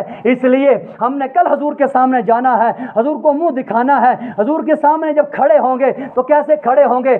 آج اگر آئے ہو تو بدل کے جاؤ، وعدہ کر کے اپنے آپ سے جاؤ کہ مولا جو آئے تھے وہ نہیں جائیں گے اور جو جائیں گے اکیلے نہیں جائیں گے، اب جب جائیں گے تو گھر والوں کو بھی بدلائیں گے، اب سارے سماج کو بدلانے کا وعدہ کریں گے۔ تو جب ہمارا ارادہ ہمارا جو یقین جو ہے اس طرح کا بدل جائے گا تو سمجھ لو شب قدر ہمارے لیے کامل ثابت ہو جائے گی، شب قدر فائدہ مند ثابت ہو جائے گی، ورنہ بھروسہ کچا ہوا، ارادہ کمزور ہوا، اگر نیت اچھی نہ ہوئی تو شب برات اپنے امتیوں سے محبت کرتے ہیں اور اللہ رب العزت اپنے بندوں سے محبت کرتا ہے، اور اس کی محبت کا اندازہ کیا ہے یہ ہم نے معلوم کر لیا ہے، لیکن آج کی رات جو ہے بڑی نازک رات ہے، بڑی حساب و کتاب کی رات ہے۔ اس رات کے اندر سب سے پہلی بات یہ ہے کہ انسان نے جو پچھلی سال سے لے کر اس سال تک کیا ہے یہ سارے کا سارا رجسٹر آج اللہ کی بارگاہ میں پیش ہو جائے گا، اور انسان نے نیکیاں کی ہیں وہ بھی اللہ کے پاس ہیں اور برائیاں کی ہیں وہ بھی اللہ کے پاس آج جا رہی ہیں، اور اس رات جو ہے سب سے بڑا کام اور سب سے بڑا عمل کیا ہے، کیا کرنا چاہیے؟ ہم لوگ سوچتے ہیں کہ اللہ کو راضی کرنا ہو تو کس طرح راضی کیا جائے؟ اللہ کو راضی کرنے کا طریقہ کیا ہے؟ اللہ اس طرح راضی نہیں ہوتا۔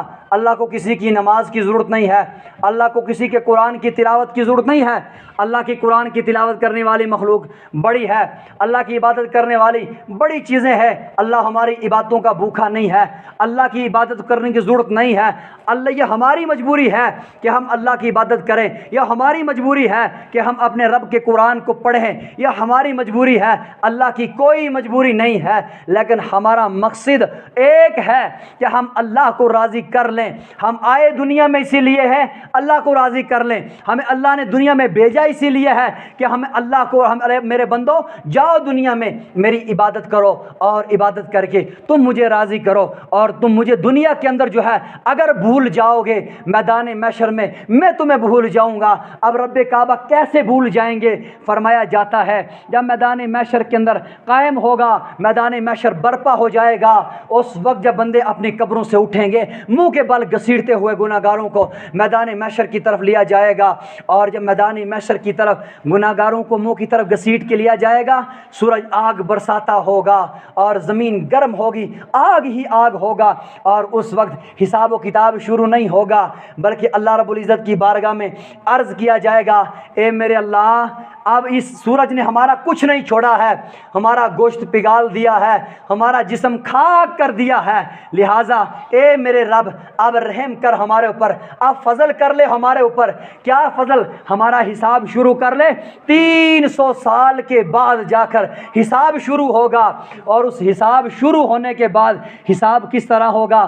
آج اگر میں نے آپ کے ساتھ اگر کوئی کوتاہی کی ہے، آپ کا دل دکھایا ہے، تو اس وقت میدان محشر کے اندر میری جو نیکیاں ہوگی وہ آپ کو دی جائیں گی، آپ کے گناہ مجھے دیے جائیں گے۔ اگر آپ کا قرضہ میری طرف ہے تو آج اس وقت میدان محشر میں کہا جائے گا اس کی نمازیں اس کو دیا جائے قرضے کے بدلے میں، اور اس کے گناہ جو ہے مجھے دیے جائیں۔ امام اعظم ابو حنیفہ بڑے مشہور ایک بات میں ہوتے تھے، ان کو جب لوگ گالیاں دیتے تھے، جب لوگ تانا دیتے تھے، لوگ جب ان پر الزام لگاتے تھے، بہتان باندھتے تھے، تو یہ کیا کرتے تھے؟ مٹھائی لاتے تھے، پھل فروٹ لاتے تھے، اور اس بندے کے گھر میں جا کر پہنچ جاتے تھے۔ اب لوگ بڑے حیران تھے، اللہ اکبر، ایک اتنا بڑا امام ہے، امام اعظم اس کو کہتے ہیں، ساری دنیا میں اس وقت یہ معنی مشہور بندہ ہے، اب اس کو جو گالیاں دیتا ہے، جو اس کو اس کی نافرمانیاں کرتا ہے، اس کی گستاخی کرتا ہے، یہ اس کو بجائے اس کے بدلے کے یہ اس کو سیب دیتا ہے، اس کو پھل فروٹ اس کے گھر میں پہنچاتا ہے۔ لیکن امام اعظم ابو حنیفہ سے کسی بندے نے کہا یہ کیوں کرتے ہو؟ کہا اس سے زیادہ بندہ وفادار کون ہوگا، اس سے زیادہ کون اچھا ہوگا جس بندے نے اپنی نیکیاں مجھے دی اور میرے گناہ خود لے لیے ہیں۔ کبھی ہم نے یہ سوچ کر کسی کی نافرمانی کی، کبھی ہم نے کسی کی برائی کی، یہ سوچا کہ ہم اس کی برائی تو کر لیں گے، ہم تو اس کی غیبت تو کر دیتے ہیں، ساری چیزیں کرتے ہیں، لیکن یا کل میدان محشر میں جب ہمارے پاس نیکیوں کی کوئی گنجائش نہیں ہوگی تو ہماری نیکیوں سے نیکیاں نکال کر اس کو دی جائے گی۔ تو اللہ کے بندے، امام اعظم ابو حنیفہ ہو، چاہے کوئی بھی اللہ کا بڑا امام اعظم ہو یا کوئی بڑا عالم ہو، وہ سمجھتے ہیں کہ یہ دنیا کی حقیقت کیا ہے، یہ دنیا کیا ہے، اس کی اوقات کیا ہے، آخرت کے بدلے میں کیا ہے۔ اس لیے انہوں نے بڑے سوچ سمجھ کر بڑا فیصلہ لیا تھا، اس دنیا کو طلاق دیا تھا۔ عبد الرحمن جو ہے یہ امام اعظم ابو حنیفہ کا غلام تھا، یہ کیا کرتا تھا؟ امام اعظم ابو حنیفہ صرف مولوی نہیں تھا، صرف امام نہیں تھا، صرف عالم ہی نہیں رہا، بلکہ اس کا ایک معمول یہ بھی تھا کہ امام اعظم ابو حنیفہ تاجر تھے، دکاندار تھے، کپڑے کی دکان کرتے تھے، بڑا مشہور تاجر تھے، بڑی اچھی دکان چلتی تھی۔ ان کا ایک غلام ہوتا تھا، عبد الرحمن اس کا نام تھا۔ تو یہ کیا کرتے تھے؟ امام اعظم ابو حنیفہ کپڑا بیچنے کے لیے اس کو بھیج دیتے تھے۔ ایک مرتبہ کپڑا جب بیچنے کے لیے بھیجا تو امام اعظم ابو حنیفہ نے اسے کہا کہ جو یہ کپڑا آپ لے کر فروخت کر رہے ہیں، اس کپڑے کے اندر عیب ہے، جس کو آپ یہ کپڑا دو گے پہلے اس کو کو یہ بتا دینا کہ اس کپڑے کے اندر یہ عیب ہے۔ اب یہ عبد الرحمن گیا، اس نے کپڑا فروخت کیا، کپڑا بیچا، مگر اس کو یہ یاد نہیں رہا کہ میں اس کو بتا دوں کہ اس کپڑے کے اندر عیب ہے جو کپڑا میں آپ کو بیچ رہا ہوں۔ جب یہ واپس آیا، حضرت امام اعظم ابو حنیفہ نے کہا آپ کپڑا بیچ کر آئے ہیں؟ کہا بیچ کر آیا ہوں۔ کہا کتنی رقم لے کر آئے ہو؟ کہا 30,000 لے کر آیا ہوں۔ کہا یہ بات بتا، تو نے اس کو یہ بات بولی تھی کہ میرا جو یہ کپڑا ہے جو میں نے بیچ رہا ہوں اس کے اندر عیب ہے، نقص یہ ہے، اگر تجھے لگے تو لے لے، اگر نہ لگے تو مت لے۔ اس نے کہا، عبد الرحمن نے کہا امام اعظم مجھے یہ بات یاد نہیں رہی کہنی، لہٰذا میں نے کپڑا بیچا، واپس آ گیا۔ اب امام اعظم ابو حنیفہ کا تقویٰ دیکھو، اگر ہمارا کوئی ہوتا تو ہم کہتے 30,000 بڑی رقم ہے، 30,000 مل گیا ہے، ہم اس کو جیب میں رکھتے ہیں۔ امام اعظم ابو حنیفہ نے کہا یہ پیسے میرے لائق نہیں ہے، یہ میں نہیں رکھوں گا، کیونکہ اس کپڑے کے اندر عیب تھا اور تو نے دھوکہ کیا ہے۔ لہٰذا امام اعظم ابو حنیفہ نے 30 کا 30,000 روپیہ اٹھایا اور غریبوں کو تقسیم کر دیا، 1 روپیہ بھی اس میں سے نہیں رکھا۔ ایسا تقویٰ امام اعظم ابو حنیفہ کا تھا۔ امام اعظم ابو حنیفہ کا ایک پڑوسی تھا، اور وہ پڑوسی کیا کرتا تھا؟ ہر وقت ان کو گالیاں دیتا تھا، بری باتیں کہتا تھا، تنگ کرتا رہتا تھا، کبھی کوئی بہتان بناتا تھا، کبھی کوئی فراڈ کرتا تھا۔ ایک دن ایسا ہوا کہ کافی دن گزر گئے، وہ بندہ نظر نہیں آیا۔ امام اعظم ابو حنیفہ اپنے گھر میں بات کرنے لگے، کہنے لگے وہ بندہ جو ہمارے ساتھ اتنا نفرت کرتا تھا، دشمنی کرتا تھا اور بغض رکھتا تھا، میری نافرمانیاں کرتا تھا، آج وہ کافی دن سے نظر نہیں آ رہا ہے، لہٰذا آپ پتہ تو کرنا چاہیے تھا وہ کہاں ہے۔ امام اعظم ابو حنیفہ گئے، ان کے گھر جا کر کہنے لگے کہ وہ جوان کہاں گیا ہے؟ آئے کافی عرصے سے نظر نہیں آیا مجھے، بیمار تو نہیں ہو گیا ہے؟ اور جب گھر میں گیا انہوں نے کہا کہ جناب اسے کوئی ایسا پنگا ہو گیا تھا جس کی وجہ سے وہ جیل کے اندر ہے۔ اللہ اکبر! آج ہمارے ہاں اگر کوئی ایسا ہو جائے، آپس میں اگر ہمارے بیچ میں کہیں لڑائی بن جائے، اختلاف ہو جائے، ہم ایک دوسرے کے آنا چھوڑ دیتے ہیں، جانا چھوڑ دیتے ہیں، سلام کرنا بھی چھوڑ دیتے ہیں، بیٹھنا بھی چھوڑ دیتے ہیں، ایک دوسرے کو دیکھنا بھی چھوڑ دیتے ہیں۔ یہ ہمارا حشر ہے۔ امام اعظم ابو حنیفہ گھر نہیں آئے، ادھر ہی سے اس کے گھر سے بھاگے اور بھاگ کر کہاں؟ کوفہ پہنچے، گورنر کے پاس پہنچے۔ اس وقت سارا گورنر اور پورے محل کے اندر بیٹھے ہوئے لوگ امام اعظم کا استقبال کے لیے کھڑے ہوئے۔ امام اعظم ابو حنیفہ نے کہا آج میں امام بن کے نہیں آیا ہوں۔ کہا کیوں آئے ہو؟ کہا ایک ملزم میرا پڑوسی ہے، لہٰذا وہ کسی کیس کے اندر ہے اور اس کیس کے اندر تم لوگوں نے، تیری فوج نے اس کو اریسٹ کیا ہے، آج میں اس کو چھڑانے کے لیے آیا ہوں۔ امام اعظم ابو حنیفہ اس کو چھڑا کر اپنے ساتھ لے کر آئے ہیں اور اپنے گھر چھوڑ دیا لا کر۔ اور اس بندے نے جب امام اعظم ابو حنیفہ کا یہ اخلاق دیکھا، جب اس کا یہ کردار دیکھا، اس نے کہا دیکھو میں اس کی برائی کرتا رہتا تھا، میں اس کو بری باتیں کہتا رہتا تھا، لیکن دیکھو جب میں پھنس گیا، یہ مجھے چھڑانے کے لیے جیل کے اندر پہنچا اور اس نے مجھے چھڑا کر لایا ہے۔ اسی وقت اس نے توبہ کر دی اور وہ جو ہے کلمہ پڑھ کے مسلمان ہو گیا۔ امام اعظم ابو حنیفہ کا اخلاق یہ ہے۔ حضرت مولا علی شیر خدا وجہ الکریم ایسے شیر ہیں کہ ان کا اخلاق تو کیا، ان کی طاقت دیکھے۔ خیبر کا جب دروازہ توڑا تھا، 40 گز جو تھا چیڑا تھا اور 70 گز اونچا تھا، ایک ہاتھ میں تلوار تھی، ایک ہاتھ سے پکڑا اور پھینک دیا۔ جب بعد میں صحابہ کرام اس کا وزن کرنے لگے تو سارے صحابہ اس کو ہلا بھی جگہ سے نہیں پائے۔ تو ایک مرتبہ کیا ہوا، ایک یہودی کے ساتھ اس کی لڑائی ہو گئی، ان کی جنگ لگی، اس نے اس کو نیچے بچھایا، یعنی گرا دیا، گرا کے اس کی پیٹھ پر سوار ہوئے، ہاتھ میں تلوار ہے۔ اب حضرت علی اس کو قتل کرنے لگے تھے، کاٹنے لگے تھے، لیکن دیکھو حضرت علی کا اخلاق دیکھو، اس نے کیا کیا اس بدبخت نے۔ اب یہ الفاظ کہنا اچھا تو نہیں لگتا ہے لیکن سمجھانے کے لیے کہنا بھی پڑے گا۔ اس نے نیچے سے نیچے پڑا ہوا تھا، اس نے حضرت علی رضی اللہ تعالیٰ کے چہرے پہ تھوک دیا۔ اب دیکھو اگر میں اس جگہ ہوتا، آپ میں سے کوئی اس جگہ ہوتا تو شاید لگتا تھا وہ کیا اس کی نسل بھی زندہ نہیں بچتی تھی، وہ تھوکتا تھا، اور تھوکا بھی کس پر؟ اتنے بڑے شیر پر کہ جس کو 1000 بھی اگر ایک سائیڈ ہو جاتے، ایک علی ایک میدان میں آ جاتا تو ڈر جاتے تھے۔ حضرت علی پر جیسا حضرت علی نے اس کو لٹایا، اس کے سینے پہ سوار تھے، تلوار لی ہوئی تھی اور اس کو قتل کر رہے تھے، کیوں کہ وہ حضور کا گستاخ تھا۔ لیکن جب اس نے تھوکا، حضرت علی ایک دم نیچے اتر گئے، کہا اب میں تجھے قتل نہیں کروں گا۔ اس نے کہا کیوں قتل نہیں کرو گے؟ کہا پہلے میری اور آپ کی جنگ جنگ جو تھی نا وہ دین کے لیے تھی, اسلام کے لیے تھی. اگر اب میں تجھے قتل کروں گا تو اسلام کی جنگ نہیں رہی, اب میری آپسی جنگ ہوگی. تو نے مجھے تھوکا اس لیے قتل کر دیا جائے گا. تو اللہ رب العزت کل قیامت کے دن پوچھے گا, علی تو نے اگر اس کو قتل اس لیے کیا تھا نا کہ وہ تھوک گیا تھا, لہٰذا میں اپنے لیے کبھی نہیں لڑتا, میں اپنے جان کے لیے کبھی نہیں لڑتا. میں اگر لڑتا ہوں تو اللہ کے لیے لڑتا ہوں, اگر چھوڑتا ہوں تو اللہ کے لیے چھوڑتا ہوں. یہ اتنا تقوی, اتنی پرہیزگاری اس شیر کے اندر تھی جس نے خیبر کا دروازہ توڑا. کس لیے تھے؟ وہ حضور علیہ السلام کی محبت کے نشے میں اتر گئے تھے. انہوں نے جو شریعت کہتی تھی, جو اسلام کہتا تھا, وہ انہوں نے اپنا کلچر بنا لیا تھا. اپنا اٹھنا وہی بنا لیا, اپنا بیٹھنا وہی بنایا, اپنا سونا وہ بنا دیا, اپنا جاگنا وہ بنا دیا تھا. اس لیے وہ اپنے آپ کو نہیں دیکھتے تھے بلکہ اسلام کو دیکھتے تھے. امام اعظم ابو حنیفہ جو ہے ایک مرتبہ جا رہے تھے, ایک کسی بندے نے ان کا قرض دینا تھا, کسی مجوسی نے قرض دینا تھا.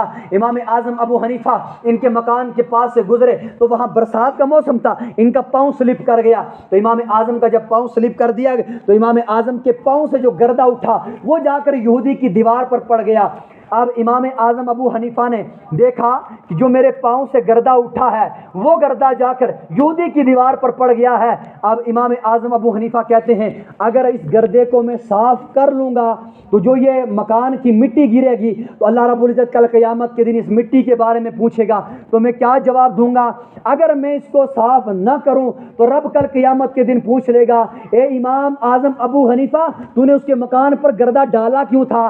اب دونوں صورتوں میں امام اعظم ابو حنیفہ پریشان ہو گئے. امام اعظم ابو حنیفہ پریشان تھے, اتنے میں وہی یہودی مجوسی جو تھا اندر سے باہر آیا, کہنے لگا حضرت میں نے آپ کا قرض لیا تھا اور میں آپ کا قرض دے دوں گا لیکن آج میرے پاس نہیں ہے, تھوڑی مہلت دے دو. امام اعظم ابو حنیفہ نے کہا او خدا کے بندے قرض کی بات بعد میں کرنا, قرض کے لیے تو میں نہیں آیا, اس بات کو تو چھوڑ دے, قرض دور کی بات رہی ہے, میرے قدموں سے اٹھی ہوئی مٹی جو ہے تیرے مکان پر پڑ گئی ہے, لہذا خدا کے واسطہ ہے یا تو مجھے معاف کر یا مجھے اجازت دے, میں اس کو صاف کروں گا. اس نے کہا کیوں؟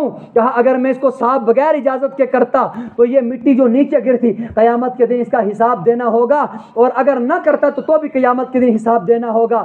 اس یہودی نے, اس مجوسی نے جب یہ بات دیکھی کہ اس کا تقوی اتنا بڑا ہے, اس کی پرہیزگاری جو ہے اتنی بڑی ہے, لیکن اس نے کہا خدا را تمہارا اسلام اتنا سچا ہے, تمہارا مذہب اتنا سچا ہے, اتنا انصاف سکھاتا ہے. اس نے ایک دم کیا کیا, توبہ کی اور کر کے کلمہ پڑھ کے مسلمان ہو گیا. اب دیکھو ہمارا کردار ہے, ہمیں کوئی ایسا ہے کہ جس کو دیکھ کر کوئی اسلام قبول کرے؟ ہمیں کوئی ہے جس کا کوئی ایسا کردار ہے کہ جس کو دیکھ کر کوئی نیک راہ کی طرف آئے؟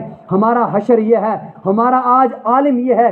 ہم سکولوں کے اندر, ہمارے مسلمان لوگ ٹیچر جو ہے وہ سکولوں کے اندر جاتے ہیں, ان کے اندر انصاف اتنا بھی نہیں رہا جتنا غیروں کے اندر ہے. ان کی ایکٹیویٹیز اتنی خراب ہے, ان کا بیٹھنا اٹھنا اتنا خراب ہے, کچھ غیر ان سے نفرت کرتے ہیں. اپنوں کی تو بات چھوڑو, یا وہ کسی اور ڈپارٹمنٹ میں جائیں, کسی اور ایگریکلچر ڈپارٹمنٹ میں جائیں یا کسی ریونیو ڈپارٹمنٹ کے اندر جائیں, تو ان کا جتنا ٹیبل سے ہاتھ نیچے مسلمانوں کا جاتا ہے اتنا ان کا نہیں جاتا ہے. مجھے بتاؤ, ہمارے نبی نے ہمیں درس دیا تھا کبھی حرام مت کھانا, ہمارے نبی نے ہمیں درس دیا تھا کبھی رشوت نہیں کھانا. اس کا انجام کیا ہوگا یہ ہمیں پتہ نہیں ہے. اگر پتہ انجام کا چل جائے گا تو ہم اگر زندگی اپنی بدل لیں, ہم کتابیں اگر پڑھیں گے تو ہمیں اس انجام کا پتہ چلے گا. ہم کبھی سکول میں رہ کر بھی غلطی نہیں کریں گے, ہم کسی ڈپارٹمنٹ کے اندر بھی رہ کر غلطی نہیں کریں گے. ایک بڑا بادشاہ تھا, کوئی حکمران تھا, ایک شکاری نے مچھلی شکار کی, اور مچھلی شکار کر کے جب اس نے لائی تو اس بادشاہ نے کہا کہ یہ مچھلی مجھے دے دے. اب اس نے انکار کیا, کہا نہیں دوں گا. تو وہ بادشاہ تھا, اس نے اپنے ساتھ والے لوگوں سے کہا کہ یہ چھین لی جائے. جب بادشاہ نے وہ مچھلی چھین لی ان سے, اور چھین کر جب گھر لے گیا, اس مچھلی کو بنایا, اس کو کاٹا, کاٹنے کے بعد جب کھائی, اور اس کی انگلی کو اچانک, اللہ کا راز تھا, ایک انگلی کو انفیکشن ہو گیا.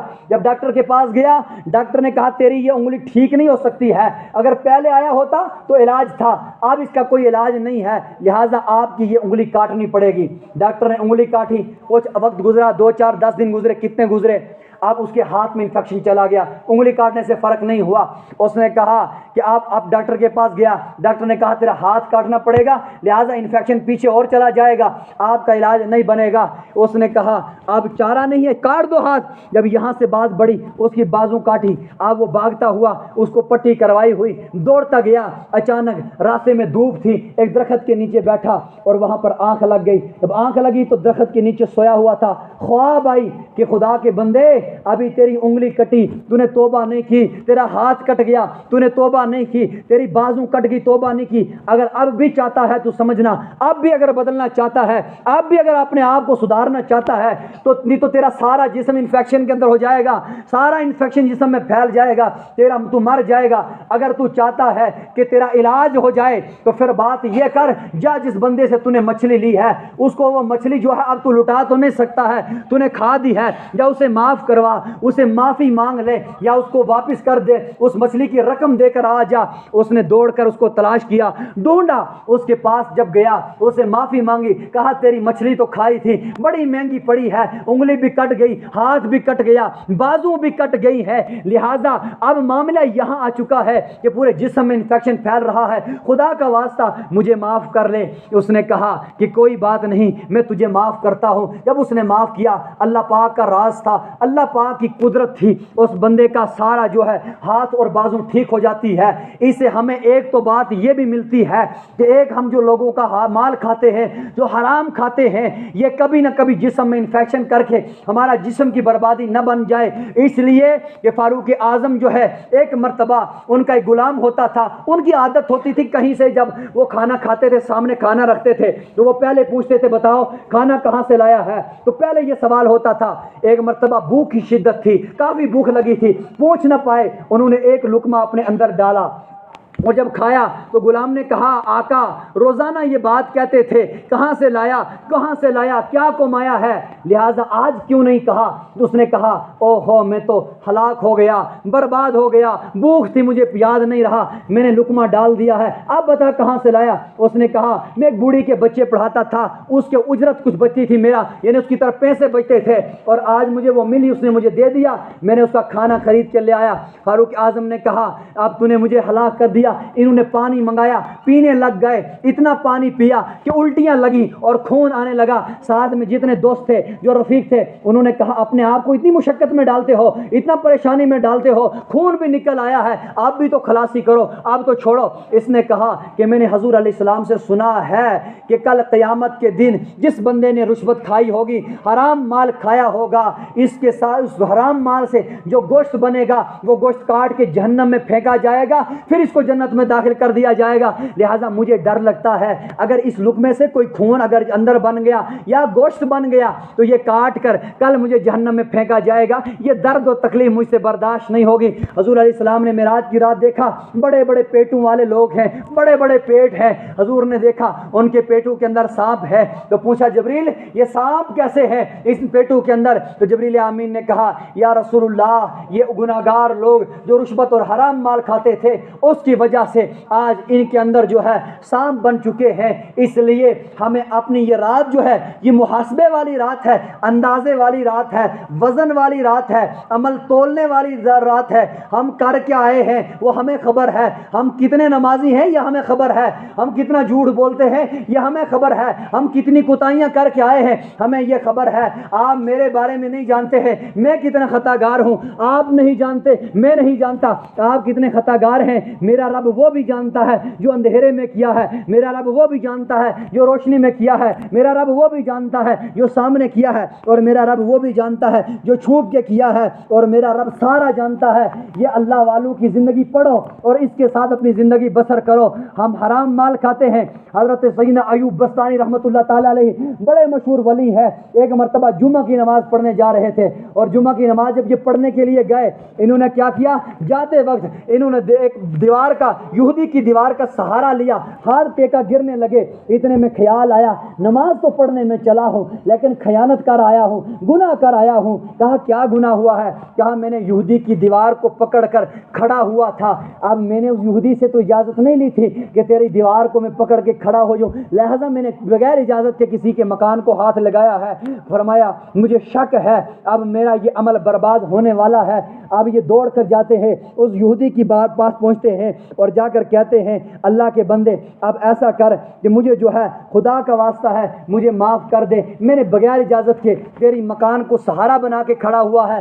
اب یہ اللہ والوں کا تقویٰ تھا, متقی تھے, پرہیزگار تھے. ہم لوگوں کی زمینوں پر قبضہ کر جاتے ہیں, ہم لوگوں کے مکانوں پر قبضہ کر جاتے ہیں, ہم لوگوں کے مال پر قبضہ کر جاتے ہیں, لاکھوں اور کروڑوں میں کھاتے ہیں, لیکن ہمارے اندر جو ہے بالکل انصاف نہیں آتا ہے, ہم ڈوبتے چلے جا رہے ہیں. موسیٰ علیہ السلام کی بارگاہ میں ایک عورت آتی ہے. وہ عورت بڑی بدکار تھی, بدکاری کے اندر مبتلا تھی, اور مبتلا ہونے کے بعد ایک دن اس کا دل ٹوٹا. اس نے اللہ موسیٰ علیہ السلام کی بارگاہ میں آئی, کہنے لگی موسیٰ علیہ السلام بات یہ ہو چکی ہے میں بدکاری کے اندر مبتلا رہی, مجھے اولاد ہوئی ہے, میں نے وہ بچہ بھی مار دیا ہے, اس کو بھی قتل کر دیا ہے, اب مجھے رحم آئی ہے, اب میں توبہ کرنا چاہتی ہوں. موسیٰ علیہ السلام نے کہا تو آپ کیسی بندی ہو, آپ اتنے بڑی گناہ گار ہیں, آپ نے بڑی نافرمانیاں کی ہے, لیکن یہاں سے بھاگ جاؤ ورنہ ایسا نہ ہو آپ کی وجہ سے ساری قوم کے اوپر عذاب آ جائے, ساری قوم ہلاک ہو جائے گی. موسیٰ علیہ السلام نے اس کو یہاں سے بگایا, نکال دیا. بغیر توبہ کے جب نکالا تو رب کریم کی بارگاہ سے جبریل آمین کو حکم ہوتا ہے جاؤ موسیٰ علیہ السلام کے پاس اور موسیٰ کو کہو میری بندی تو خطا گار ضرور تھی, میری بندی تو گناہ گار ضرور تھی, لیکن بات یہ ہے اس کا دل ٹوٹا, اور دل ٹوٹنے کے بعد اس نے کیا کیا, اللہ میری بارگاہ میں توبہ کرنے کے لیے آئی ہے, تو نے بغیر توبہ کے ہٹا دیا ہے, تو نے اس کو بڑا گناہ گار سمجھ لیا ہے, تو نے اسے بڑا گناہ گار نہیں دیکھا ہے. فرمایا اسے بڑا بھی کوئی گناہ گار ہو سکتا ہے. موسیٰ علیہ السلام سے جبریل امین کہتے ہیں اے یا رسول اللہ, اے اللہ کے پیغمبر, اے اللہ کے نبی, ایک گناہ گار ایسا بھی ہے کہ دنیا میں کوئی ایسا گناہ گار نہیں ہے, دنیا میں اس کے گناہوں کے برابر کسی کے گناہ نہیں ہے. موسیٰ علیہ السلام نے کہا اس نے گناہ کیا ہے, بدکاری کی ہے, حرام کی اولاد ہوئی, وہ بھی مار دی ہے, اس سے بڑا بھی کوئی گناہ گار, اسے بھی بڑا کوئی خطا گار ہے. تو رب کریم نے فرمایا ہاں ایک خطا گار ہے, وہ خطا گار بے نمازی ہے جو کبھی نماز نہیں پڑھتا ہے. وہ موسیٰ یہ تو بدکاری کر کے آئی ہے لیکن بے نمازی اتنا بڑا گناہ گار ہے, اس جیسا کائنات میں کوئی گناہ گار نہیں ہے, اس جیسا کوئی نافرمان ہی نہیں ہے. لیکن آج اپنی زندگی کا محاسبہ کرو, ہم نے ایک طے کر کے رکھا ہے, شب قدر آ جاتی ہے, اس میں بیٹھیں گے, روئیں گے, گڑ گڑائیں گے, دعائیں کریں گے, اللہ معاف کر دے گا, جنت میں چلے جائیں گے. آدھے تو اللہ کے پیارے ایسے بھی ہمارے بیچ میں ہیں, ابھی یہاں بیٹھے ہیں, یہاں سے گھر جائیں گے, سو جائیں گے, نیند آئے گی, فجر کی نماز بھی چلے جائے گی, نماز فجر کی نہیں پڑھی, راضی اللہ کو کرنا ہے, نماز ظہر کی نہیں پڑھی, راضی اللہ کو کرنا ہے, نماز عصر کی نہیں پڑھی, راضی اللہ کو کرنا ہے, نماز مغرب کی نہیں پڑھی, راضی اللہ کو کرنا ہے, نماز عشاء کی نہیں پڑھی, راضی اللہ کو کرنا ہے. یہ ڈرامہ مت کرو, یہ ڈرامے بازی سے اللہ ناراض نہیں ہوتا ہے. رب کریم فرماتا ہے میرے نزدیک سب سے بڑا نافرمان وہ بندہ ہے جو میرے ساتھ مذاق کرتا ہے, جو میرے ساتھ ہنسی کرتا ہے, ٹھٹھے کرتا ہے, رگت کرتا ہے. پوچھا گیا کون ہے, کہا وہ بندہ ہے جو آتا ہے اللہ ہاتھ اٹھاتا ہے, یا اللہ میں آج گناہ کر گیا ہوں, میرے سے خطا ہوئی ہے, اللہ مجھے معاف کر دے. لیکن جب باہر جاتا ہے نا اس کو وہ بات بھول جاتی ہے, جا کے وہی خطا, وہی دنیا, وہی بستی, وہی بے نمازی, وہی سارا حال. اس لیے اپنے حال کو, اپنے کردار کو بدل کر آج یہاں سے نکلنا ہے. اس لیے آج کے پہلے اگر مسجدوں میں نہیں آتے تھے, آج سے وعدہ کر کے جاؤ انشاءاللہ ہم سب کچھ کریں گے. جان جائے تو جانے دو, مال جائے تو جانے دو, مکان جائے تو جانے دو, سب کچھ برباد ہو جائے گا, مگر ہرگز نماز نہیں چھوڑیں گے, ہرگز نماز نہیں چھوڑیں گے. اس لیے کہ نماز اللہ کا وہ فرض ہے کہ نماز, حضرت ابو ہریرہ رضی اللہ تعالی عنہ روایت فرماتے ہیں حضور علیہ السلام ممبر پر بیٹھے ہوئے تھے اور فرمانے لگے اے میرے صحابہ, میرا دل یہ کرتا ہے اگر کوئی اور یہاں پر ہوتا, وہ اس ممبر پر بیٹھتا, تو میں اب لکڑیاں جمع کروا کر, ساتھ لکڑیاں لے کر اور باقی صحابہ کو لے کر جاتا, جتنے یہ لوگ ہیں جو نماز پڑھنے نہیں آتے ہیں ان کے گھروں کو آگ لگا دیتا, ان کے گھر جلا دیتا. اللہ کے نبی نے بے نمازی کو بہت ناپسند کیا ہے, بہت ناپسند کیا ہے. یہاں تک کہا ہے, امام شافعی کا فتویٰ ہے کہ بے نمازی مسلمان نہیں نہیں ہے، اور اس کا فتویٰ یہ ہے کہ بے نمازی کو قبرستان میں دفن نہ کیا جائے، مسلمانوں کے قبرستان میں بے نمازی کو نہ لایا جائے۔ ہم اپنے آپ کا اندازہ لگائیں نا کہ ہم کیسی نمازیں پڑھتے ہیں۔ فاروق اعظم ایک مرتبہ مسجد میں آئے، فجر کا وقت تھا، اس نے صفوں میں نظر ماری کہ لوگ آئے ہیں سارے یا نہیں آئے ہیں، اتنے میں دیکھا ایک جوان نظر نہیں آیا۔ لوگوں سے کہا کہ بتاؤ وہ جوان آج نماز پڑھنے کیوں نہیں آیا ہے؟ انہوں نے جو باقی مقتدی تھے پیچھے کھڑے تھے، انہوں نے کہا حضرت رات پوری وہ عبادت میں لگا رہا، نفل پڑھتا رہا، تلاوت کرتا رہا، اور اس کو صبح کے وقت نیند پڑ گئی، لہٰذا وہ سو گیا ہے، اس نے نماز نہیں پڑھی۔ تو فاروق اعظم نے فرمایا اللہ اکبر کبیرہ، اس کے لیے یہ بہتر تھا، اس نے رات پوری سو جانا تھا مگر فجر کی نماز پڑھنا تھا، اس کی رات کی عبادت کا اب کوئی فائدہ نہیں رہا۔ ہمارا مقصد یہ ہوتا ہے، ہم گھروں میں بڑے عبادت کرتے ہیں، بڑی پرہیزگاری رکھتے ہیں، لیکن کیا وہ کسی کو کہو نماز کہاں پڑھتا ہے، کہتا ہے نماز جی گھر میں پڑھتا ہوں۔ کیوں نہیں؟ میں گھر میں ہی پڑھتا ہوں۔ اور تو کیسے گھر میں پڑھتا ہے جب تیرے نبی نے گھر میں نہیں پڑھی؟ تو کیسے گھر میں تیری نماز ہوتی ہے جب نبی کی نماز نہیں ہوئی ہے؟ کیا تو نبی سے مقام میں بڑھ گیا ہے یا نبی سے مرتبے میں بڑھ گیا ہے؟ کہیں نبی سے عزت میں بڑھ گیا ہے، نبی سے بھی شان میں بڑھ گیا ہے؟ میرے آقا کا آخری وقت تھا، آخری وقت تھا، بخار بڑا سخت تھا، میرے حضور نے فرمایا من کہتا ہے، دل کہتا ہے مسجد میں نماز پڑھی جائے، لیکن اب چلنے کی طاقت نہیں رہی ہے۔ اب ایسا کرو اے میرے صحابہ، ایک بازو سے ایک پکڑو، دوسرے سے بازو سے دوسرے پکڑو۔ تو صحابہ نے کہا آقا تو قربان جائیں نا آپ پر، آپ کو کیوں نہ اپنے کندھوں پر اٹھا لیں؟ میرے آقا نے فرمایا نہ، میرا ثواب ضائع ہو جائے گا، میرے پاؤں کو زمین پر گھسیٹتے جانا، کیونکہ حضور اپنے پاؤں کو اس وقت سمیٹ نہیں سکتے تھے، بخار اتنا تھا۔ میرے آقا نے کہا اٹھایا نہ جائے، اٹھایا نہ جائے۔ میرے آقا کے قدم گھسیٹتے ہوئے اسی طرح مسجد میں لایا گیا۔ جب نبی اس حال میں بھی مسجد میں آتا ہے، امتی کیوں ہٹا کٹا ہے، جان ہے، صحت ہے، بیماری بھی نہیں ہے، تندرستی بھی ہے، پھر گھر میں نماز کیسے پڑھتا ہے؟ اللہ کی نعمت کا شکر ادا کرو، اللہ کی نعمتوں کا احسان رکھو۔ اللہ نے کان دیے ہیں، آنکھ دی ہے، زبان دی ہے، ناک دیا ہے، یہ ہاتھ دیے ہیں، پاؤں دیے ہیں۔ ہم جیسے کئی لوگ اس وقت ایسے بھی ہیں جو بیچارے بھیک مانگتے ہیں، پاؤں نہیں ہے، ہمیں پاؤں دیے ہیں۔ کئی ایسے ہیں ان کو پرابلم ہے، آنکھ نہیں ہے، کئی ایسے ہیں۔ ایک بندہ بنی اسرائیل کا یاد آتا ہے، جو بنی اسرائیل کا ایک بندہ تھا، اس نے 500 سال اللہ کی عبادت کی، اور جا کر جب اللہ نے کہا کہ تجھے جنت میں داخل کریں، تو اللہ رب العزت نے جب جنت کا پروانہ اس کو سنایا نا، یہ خوشخبری سنائی، تو کہنے لگا اللہ 500 سال عبادت کی ہے۔ کہا تو پھر کیا چاہتا ہے؟ اس نے سوچا کہ میں نے بہت کمال کیا ہے، 500 سال عبادتیں چاہیے تو مجھے اور اونچے درجے پر بھیج دینا چاہیے تھا۔ اللہ نے کہا اگر تیرا دل یہ کہتا ہے، آپ پھر انصاف کرتے ہیں۔ رب کریم نے فرمایا فرشتوں لگاؤ ترازو۔ جب ترازو لگا، 500 سال کی عبادت جو ہے ایک ترکھڑی میں ڈال دی، اور اس کی ایک آنکھ میں جو اللہ نے روشنی دی ہے وہ ایک نعمت تھی، اس کو ایک ترازو میں ڈالا تو وزن کرنے لگے، اس ایک آنکھ میں جو ایک ترازو میں آنکھ کی روشنی ڈالی تھی اس کا وزن نکل گیا۔ رب کریم نے فرمایا او بندے تو نے 500 سال جو عبادتیں کی ہیں، میں نے جو تجھے ایک آنکھ میں روشنی دی ہے اس کا بدلہ بھی تو چکا نہیں سکتا ہے۔ اندازہ لگاؤ پھر ہماری عبادتوں کا حشر، پھر ہماری عبادتوں کا معاملہ دیکھو، ہم کتنی اللہ کی بارگاہ میں عبادت کرتے ہیں اور ہمارا حشر کیا ہے۔ جبریل آمین، اور اللہ کا کرم یہ ہے، ہمارے پر اللہ کا فضل یہ ہے، جبریل آمین اللہ کی بارگاہ میں عرض کرتے ہیں یا اللہ 2 نفل پڑھنے کی اجازت دی جائے، تو جبریل آمین کو اللہ کی بارگاہ سے 2 نفل پڑھنے کا موقع دیا جاتا ہے۔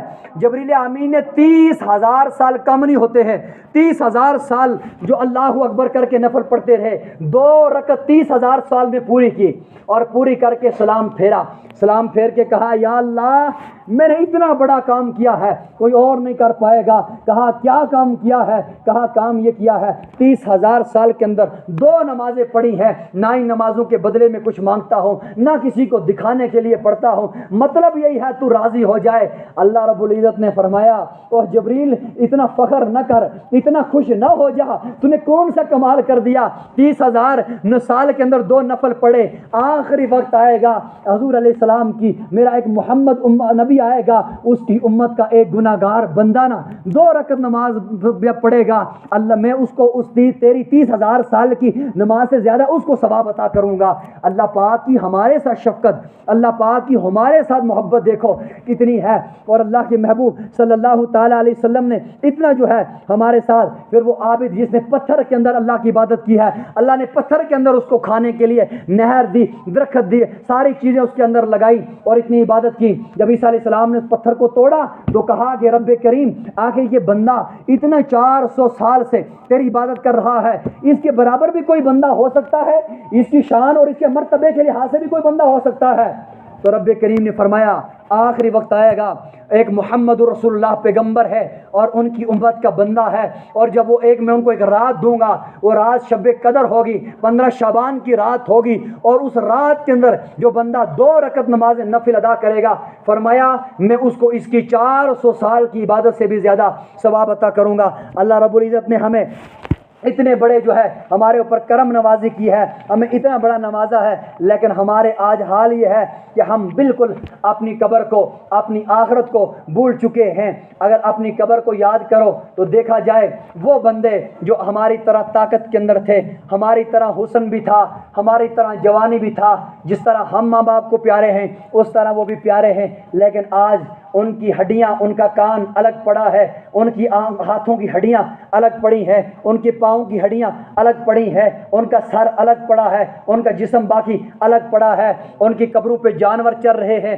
گھاس چرنے کے لیے جانور چرتا ہے, کتا چرتا ہے, بلی چرتی ہے, بھینس چرتی ہے, لیکن وہ اپنی قبر سے کسی کو روک نہیں سکتے ہیں. اس وقت مجھے اور آپ کو اگر ایک دن کے لیے روشنی میں جیل میں ڈالا جائے, انسان ترستا ہے کاش میں باہر نکلنے دیتے, دھوپ لگانے دیتے تو تھوڑی سی دھوپ لگا دیتا, لیکن ان کا حشر دیکھو, ان کے اوپر تختہ اور مٹی ڈال کر وہ بند کر دیے گئے ہیں. نہ ان کو دھوپ لگانے کا موقع ہے, نہ ان کو باہر آ کر دنیا دیکھنے کا موقع ہے, نہ ان کو ہمیں دیکھنے کا موقع ہے, نہ یہ آج ہمارے زندوں کے لیے بہار آئی ہے, سردی چلا گئی ہے. ان کو نہ بہار ہے نہ سردی ہے, وہ حساب و کتاب میں مبتلا ہے.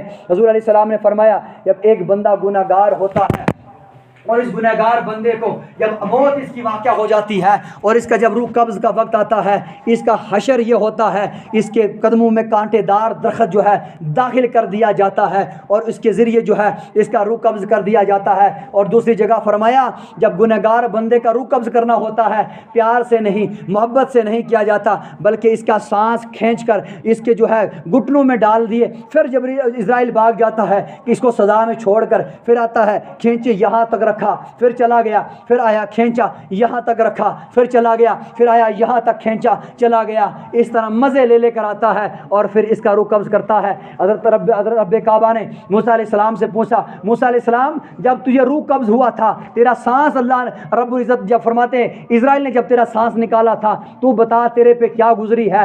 اب میں امتی ہوں, گناہ گار ہوں, ہم امتی ہیں, موسیٰ نبی ہے, اللہ کے پیغمبر ہے. موسیٰ علیہ السلام نے کہا اے اللہ میرے سانس نکالنے کی مثال یہ ہے کہ جس طرح ایک زندہ چڑیا ہے, اس کو پکڑ لیا, پکڑ کر اس کی لاتیں باندھ کر تار سے تیل میں ڈال دی ہے, نہ وہ مرتی ہے نہ وہ زندہ ہے نہ بھاگ سکتی ہے. فرمایا میرا یہ حشر مجھے یاد آتا ہے کہ جب روح قبض ہوتی ہے فرشتے باندھ دیتے ہیں, پھر روح قبض کرتے ہیں اور اس حال کے اندر قبض کر دیا جاتا ہے. اور پھر جب جنازہ اٹھتا ہے, اگر بندہ نیک ہے تو کہتا ہے جلدی جلدی کرو, مجھے قبر میں اتارو, مجھے اس دنیا سے پناہ دو. اگر بندہ گناہ گار ہے تو کہتا ہے خدا کا واسطہ ہے مجھے اس دنیا سے مت لے جانا مجھے, کیونکہ جب انسان کا روح قبض ہوتا ہے اگر وہ جنتی ہے تو جنت میں اپنا مقام دیکھ لیتا ہے, اگر وہ جہنمی ہے تو جہنم میں اپنا مقام دیکھتا ہے. تو جب وہ جہنم میں مقام دیتا ہے اس وقت کہتا ہے او میرے باپ, او میری اماں, تم مجھ سے محبت کرتے تھے, آج مجھے جہنم میں پھینکنے کے لیے لے کر چلے ہیں, آج مجھے کھڈے میں اتارنے کے لیے لے کر چلتے ہیں. وہی ماں اور باپ کھڈے میں اتار کر آتے ہیں. اگر نیک ہے تو جنت دیکھتا ہے, خوش ہوتا ہے, چلے جاتا ہے. اور جب قبر کے اندر میت رکھا جاتا ہے, حضور نے فرمایا اس وقت اس کی طرف اگر وہ جہنمی ہے تو جہنم کے 70,000 دروازے کھول دیے جاتے ہیں, ساری زندگی اس آگ میں جلتا ہے. اگر وہ جنتی ہے تو جنت کے 70,000 دروازے اس کے لیے کھول دیے جاتے ہیں اور وہ جو ہے عیش و عشرت کی زندگی جو ہے وقت مزہ لیتا ہے, گزارتا ہے. اس لیے جو ہے ہمیں اپنے جو ہے نفس کا, اپنی جان کا, ان تمام چیزوں کا جو ہے محاسبہ کرنا چاہیے. اپنے پیغمبر حضرت ابراہیم علیہ السلام ہے, حضرت ابراہیم علیہ السلام جب آپ مسجد نماز میں کھڑے ہوتے تھے, حضرت ابراہیم علیہ السلام اللہ پاک سے اتنے ڈر جاتے تھے کہ نماز میں خوف خدا سے اتنا رونے لگ جاتے تھے کہ 2 میل تک حضرت ابراہیم علیہ السلام کی آواز جاتی تھی اور 2 میل تک لوگ سنتے تھے. اور حضرت داؤد علیہ السلام والسلام جو ہے یہ اللہ پاک سے اتنا ان کا اللہ کا خوف انہوں نے اپنے اندر رکھا تھا کہ جب یہ واعظ و نصیحت کرتے تھے، تقریر کرتے تھے، ایک مرتبہ ان کے بیان چل رہا تھا، 30,000 لوگ مجمع کے اندر وفات پا گئے۔ اب اس نے تقریر بند کر دی، واعظ و نصیحت بند کر دی۔ اللہ رب العزت کی طرف سے پیغام آیا، اے میرے داؤد علیہ السلام، تو کیا سمجھتا ہے یہ بندے میری وجہ سے مر رہے ہیں؟ تو کیا سوچتا ہے یہ میں ظلم کر رہا ہوں؟ نہ، یہ اللہ کے خوف میں مر رہے ہیں، اللہ کے عشق میں مر رہے ہیں، لہٰذا تو اپنا کام جو ہے وہ جاری رکھ لے، تو اپنا تبلیغ کا کام مت جاری رکھ۔ یہ ہمارے پیغمبروں کا خوف خدا تھا۔ حضرت یحییٰ علیہ السلام جو ہے یہ اللہ کے خوف سے روتے تھے، ان کی آنکھیں اندھی ہو گئی تھی، آنکھیں جو ہے ان سے پانی چل چل کر ان کی ماں نے کیا کیا، ان کے آنکھوں پر پٹی رکھ دی، اور ان کی رونے کی وجہ سے حضرت زکریا علیہ السلام پر بھی اللہ کا خوف اس طرح سے طاری ہو گیا تھا کہ حضرت زکریا علیہ السلام کی آنکھوں سے آنسو اتنے زیادہ جاری ہوتے تھے کہ آپ کی آنکھوں سے جو ہے آنسو جاری ہو کر آپ کی آنکھوں کی روشنی ختم ہو گئی ہے۔ اور حضرت شعیب علیہ السلام جو ہے یہ ہر وقت اللہ کی بارگاہ میں روتے رہتے تھے، اور اسی طرح روتے تھے، اے اللہ میری آنکھوں کی حفاظت فرما، یہ آنکھیں اس لیے ہے کہ رب کی کتاب دیکھی جائے، یہ آنکھیں اس لیے ہے کہ اچھی بات دیکھی جائے، یہ زبان اس لیے ہے اللہ کا کلام بولا جائے۔ اور حضرت شعیب علیہ السلام نے 7 سال جو ہے پہلے وفات سے اپنی آنکھوں کو بند کر دیا، اس سے بعد انہوں نے کبھی آنکھ کھول کر کسی انسان کو نہیں دیکھا،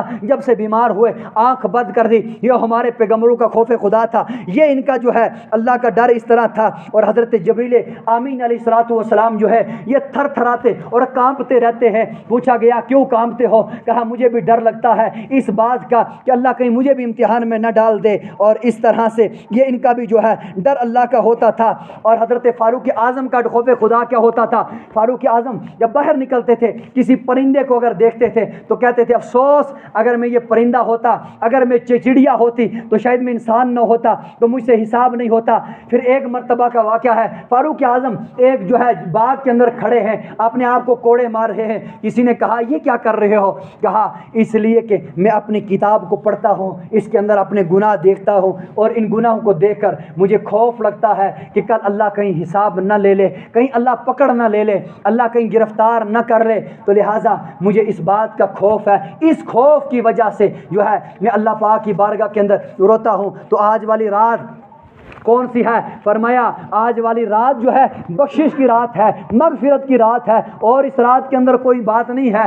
اس رات کے اندر اللہ پاک نے آج ہمارے پچھلے سال سے اس سال تک ہمارے بیچ میں کتنے نوجوان تھے، کتنے بزرگ ہوں گے کہ جو آپ کی رشتہ داری کے اندر تھے، لیکن آج وہ نہیں ہے۔ کیوں کہ پچھلے شعبان کے اندر یہ فیصلہ ہو چکا تھا کہ ان کے جو ہے موت ہو جائے گی اور ان کے نام اسرائیل کے ہاتھ میں دیے جائیں گے۔ اور میرے آقا نے فرمایا یہ رات ایسی نازک رات ہے، کئی لوگ ہوں گے وہ بستروں میں سوئے ہوں گے، آرام سے بیٹھے ہوں گے، کوئی مکان بناتا ہوگا، کوئی کچھ کرتا ہوگا، لیکن حالانہ کہ وہ وقت یہاں تک آ چکا ہوگا، اس کا کفن کا کپڑا بھی بازار میں آ چکا ہوگا، اسے پرواہ نہیں ہے۔ آج کی رات بڑی نازک ہے، نہ جانے ہم میں سے اگلی سال یہاں کون ہوگا، کون نہیں ہوگا، کون ہوگا، زندہ ہوگا، مردے ہوں گے، لیکن یہ تو دیکھو موت برحق ہے، آئے گی، جانا ہے، لیکن ہمارے پاس تیاری نہیں ہے، ہم خالی ہاتھ ہیں۔ اور آج کی رات اللہ پاک کی بارگاہ میں دعا کرو، ہم جو بھی خطا کر گئے ہیں، ہم جو بھی گناہ کر گئے ہیں، اے میرے اللہ آج تو ہمیں معاف کر دے، آج ہماری بخشش کر دے۔ آج کی رات رزق تقسیم ہونے والی رات ہے، اللہ رزق میں برکت دینے والا ہے، اللہ مال میں برکت دینے والا ہے، اللہ ساری چیزوں میں برکت دینے والا ہے۔ آج کی رات اللہ کی بارگاہ میں دعا کرو، اے اللہ تو ہمارے مال میں برکت کر، ہماری تجارت میں برکت کر، ہماری خرید و فروخت میں برکت کر۔ آج اس وقت میں اور آپ اس مسجد میں ہیں، یہ بھی اللہ کا گھر ہے، اللہ کا شکر ہے، ہم اس قابل بھی نہیں تھے کہ ہم اللہ کے گھر میں آئے۔ مجھے یاد آتا ہے حضور کے زمانے میں ایک بندہ نوجوان تھا، وہ آیا مسجد کے دروازے پہ کھڑا ہو گیا، وہاں سے اندر نہ آئے۔ حضور نے پوچھا یہ کیوں اندر نہیں آ رہا ہے؟ اور وہ کہتا رونے لگ گیا، کہنے لگا آقا میرے عمل ایسے ہیں کہ میں مسجد میں نہیں آ سکتا، میرے کردار ایسے ہیں، میرے گناہ ایسے ہیں، میں اس گھر کے اندر آنے کے قابل نہیں ہوں۔ میرے آقا کے پاس جبریل امین آئے، کہنے لگے یا رسول اللہ، اللہ نے اس بندے کو معاف کر دیا ہے، اس کی توبہ قبول کر دی ہے، لہٰذا اس کو مسجد کے اندر آ جائے۔ اگر میں اپنے کرداروں پر نظر ڈالوں، شاید میں بھی اس قابل نہیں تھا کہ یہاں بیٹھ پاؤں۔ اگر ہم اپنے گناہوں پہ نظر ڈالیں، ہم اس قابل نہیں ہے کہ ہم اللہ کی حمد و ثنا بیان کریں۔ اللہ کا شکر ہے اللہ نے مسجد میں لایا، ورنہ ہم اس بھی قابل نہیں تھے۔ اگر ہمارے عمل دیکھ کر وہ لاتا تو ہم پر پہاڑ ٹوٹ جاتے تھے، یہ آسمان ہم پر گر جاتا تھا۔ لیکن ہم میں بھی اعلیٰ والے لوگ ہیں، ہم سے بھی اچھے درجے والے لوگ ہیں، جو پچھلی سال جن کی دعا اللہ نے قبول کر دی، آج وہ کعبہ اس وقت کعبہ کے اندر ہے، کوئی حج کے لیے گیا ہے، کوئی عمرہ کے لیے گیا ہے، لیکن ہم بد نصیب تھے، ہمارے مقدر میں نہیں تھا۔ لیکن آج کی رات میرے آقا نے فرمایا ہے، آج کی رات حج والوں کے نام بھی لکھ دیے جائیں گے۔ کون حج پر جائے گا؟ اللہ سے خوب مانگ لو کہ روزہ رسول کی حاضری نصیب ہو جائے۔ آج کی رات آنے والا بچہ جس نے پیدا ہونے والا ہوگا اس کا نام لکھ دیا جائے گا۔ آج کی رات کس نے کہاں کیا کرنا ہے یہ سارے فیصلے ہونے والے ہیں۔ میرے رب کریم نے فرمایا آج کی رات وہ رات ہے، اللہ پاک آسمان دنیا پر جو آنے والا آسمان ہے اس پر تشریف لانے والے ہیں اور اعلان کرنے والے ہیں، اور لوگوں ہے کوئی مجھ سے مغفرت کا سوال کرنے والا کہ میں اسے معاف کروں؟ ہے کوئی مجھ سے رزق کا سوال کرنے والا میں اسے رزق دوں؟ ہے کوئی مجھ سے توبہ کرنے والا میں اسے معاف کروں؟ ہے کوئی جو میری طرف آئے اور کہے اے میرے اللہ تو مجھے معاف کر دے؟ کوئی رزق کا سوال کرنے والا، کوئی پریشانیوں سے نجات کرنے والا، کوئی اولاد مانگنے والا، یہ ساری چیزیں ہے مجھ سے کوئی سوال کرنے والا؟ اللہ پکار کے کہہ رہا ہے آؤ مجھ سے مانگو میں دینے والا ہوں۔ یہ موقع دوبارہ نہیں آئے گا، اس طرح اللہ پکار کے نہیں کہے گا۔ آج کی رات عظمت والی رات ہے، بڑی فضیلت والی رات ہے، اللہ آسمان دنیا پر آیا ہے، اس لیے پکار کے کہہ رہا ہے آؤ۔ اب بات یہ ہے کہ آسمان دنیا پر کیوں آیا ہے، دنیا پر زمین پر کیوں نہیں آیا ہے؟ تو یہاں پہ یہ بات سمجھ لئیے، اللہ نور ہے، اور نور اگر دنیا یہاں اگر آ جاتا، حضور علیہ الصلوۃ والسلام کے بارے میں اللہ نے فرمایا ہے اگر میں حضور کے سارے نور کے پردے ہٹاؤں گا تو ساری کائنات جل جائے گی۔ جب حضور سے ساری کائنات جل سکتی ہے تو اللہ رب العزت تو خود نور ہے، اگر اللہ اس دنیا پہ تشریف لے کر آ جائے تو یہ زمین کے اندر کوئی چیز نہیں بچے گی، سب جل جائے گی اللہ کی نور کی تجلی سے۔ اس لیے یہ برداشت نہیں کر سکتی ہے تو اللہ آج آسمان دنیا پر آئیں گے اور جنت کو اعلان کر فرشتوں کو اعلان کرتے ہیں جاؤ جنت کو سجاؤ، جاؤ جنت کے اندر خوشبو ڈال دو۔ آج کی رات جو ہے جنت کے دروازے کھول دو اور جتنے بھی جہنم کے دروازے ہیں انہیں بند کر دو۔ آج میرے بندے مغفرت کی دعا کرنے والے ہیں، آج میرے بندے جو ہے میری بارگاہ میں ہاتھ پھیلانے والے ہیں، اور رب کریم فرماتا ہے